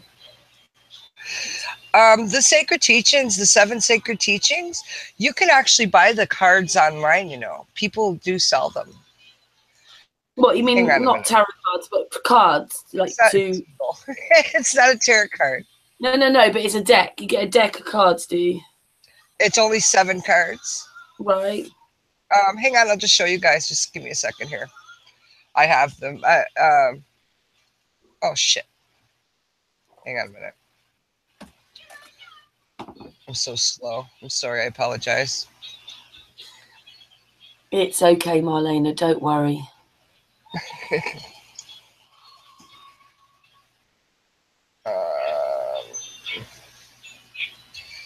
Yeah, it's a little bit of pain. Okay, let me share my screen. You doing this on your phone? I'm doing it on my computer so I could show you guys. Right. No.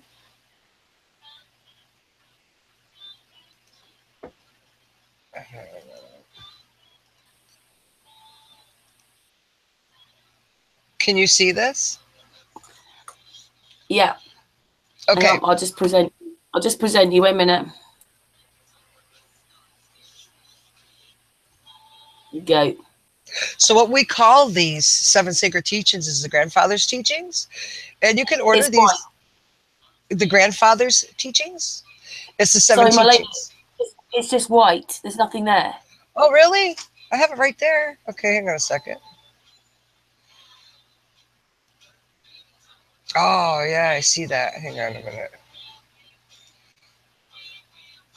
Let me try that again. It always takes about 2 or 3 attempts, doesn't it? Yeah, pain in the butt. I didn't know that you had that problem with your... You didn't say anything to me, Marlena. I'm sorry. I usually don't like to complain, Karen. I have to say, I hope Patricia doesn't mind. Patricia's in a lot of pain. She never moans. She's got arthritis, but it's, what do you call it? It's a motor neurone version of it. You know, like when you get lupus, it's a motor neurone disease. So she's in a lot of pain, and she never moans. Patricia is beautiful. She is. She's, yeah, it's hard, eh? Whoa. Do you see them? Okay. Yeah. So you could order these, and on the back it tells you what the teachings are, and you'll probably like there's just like whatever. You could just order them online, just look up the grandfather's teachings, and you'll get these cards. See, here's the wolf for humility, you got the bear for courage, the beaver for wisdom, the buffalo for respect. There's the turtle for truth, and see, there's the sabe or Bigfoot, whatever you want to call him, for honesty, and you have your eagle for love.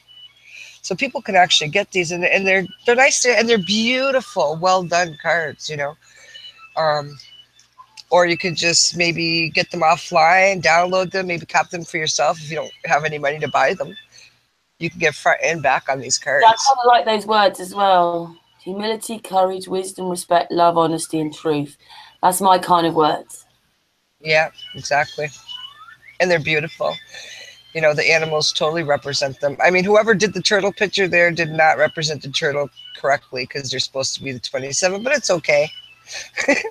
You know, it's all right. I shouldn't nitpick anything like that, but I'm sure other people have them, or people can make their own. And I like how this turtle down here has that cross there, because it shows the 4 directions for us. But yeah, I like them. So that was, we went over earlier for people that just got here earlier. This is what we went over. We went over these 7 sacred teachings. So there you go. I don't know what else I could talk about it. Maybe next time, Karen, we could do, we could, if you wanted me on it again for something along these lines, we can go over the 13 original clan mothers. Brilliant. Yeah, brilliant. And this would be like your grandmother, your great, like total 1,000 greats away. Brilliant. I love it. I like these evenings. Yeah, yes, please, Marlena. And what it is Marlena will be doing it as they're rushing her in for her operation. Yeah, I'll be like, wait a minute. I'm trying to finish the hangout. I haven't done the features yet. Exactly, right? You haven't said much, Josh. What's going on? Or is it Josh that I just heard? No, it's Michael Flat-Trotters. Josh, hey, Michael. Hey, Josh left us, did he? Yeah, he did. I don't know when he left.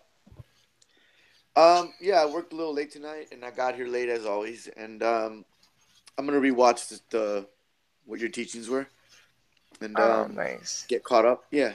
Oh, it's so lovely when you think like like Michael's on the panel and he's going to watch it again, and Yudit's probably gone to sleep now because it's near 2:30 in the morning for her. She might come on and go, "I'm here," but she has probably gone to sleep. But Yudit will watch, even though she's watched some of it and been on the panel, she will watch it all again. That's great, that is. I mean, we have been going for nearly 3 hours, and you did say that you wanted to go on to Jamaican's panel. I mean, we can Actually, end the what I'm hangout. going to do is soak myself for a while, soak my feet. You want to end the hangout then? Yeah. Do you think it's about time? Sure, 3 hours is quite long. Well, thank you to everybody that's still in the chat room. Thank you to all the people. I think we got to 9. I think that included you, Michael. But thank you to who's left. Yudit's icon's still there. Marlena and Michael. Thank you so much. We're back on Thursday with Aaron and the Looming Project. A way forward. So thank you again to the people on the panel and to the people in the chat room. Thank you very much. Bye-bye, everybody. Good night. You say good night. Who's left? Good night. Good night, everybody. Bye-bye.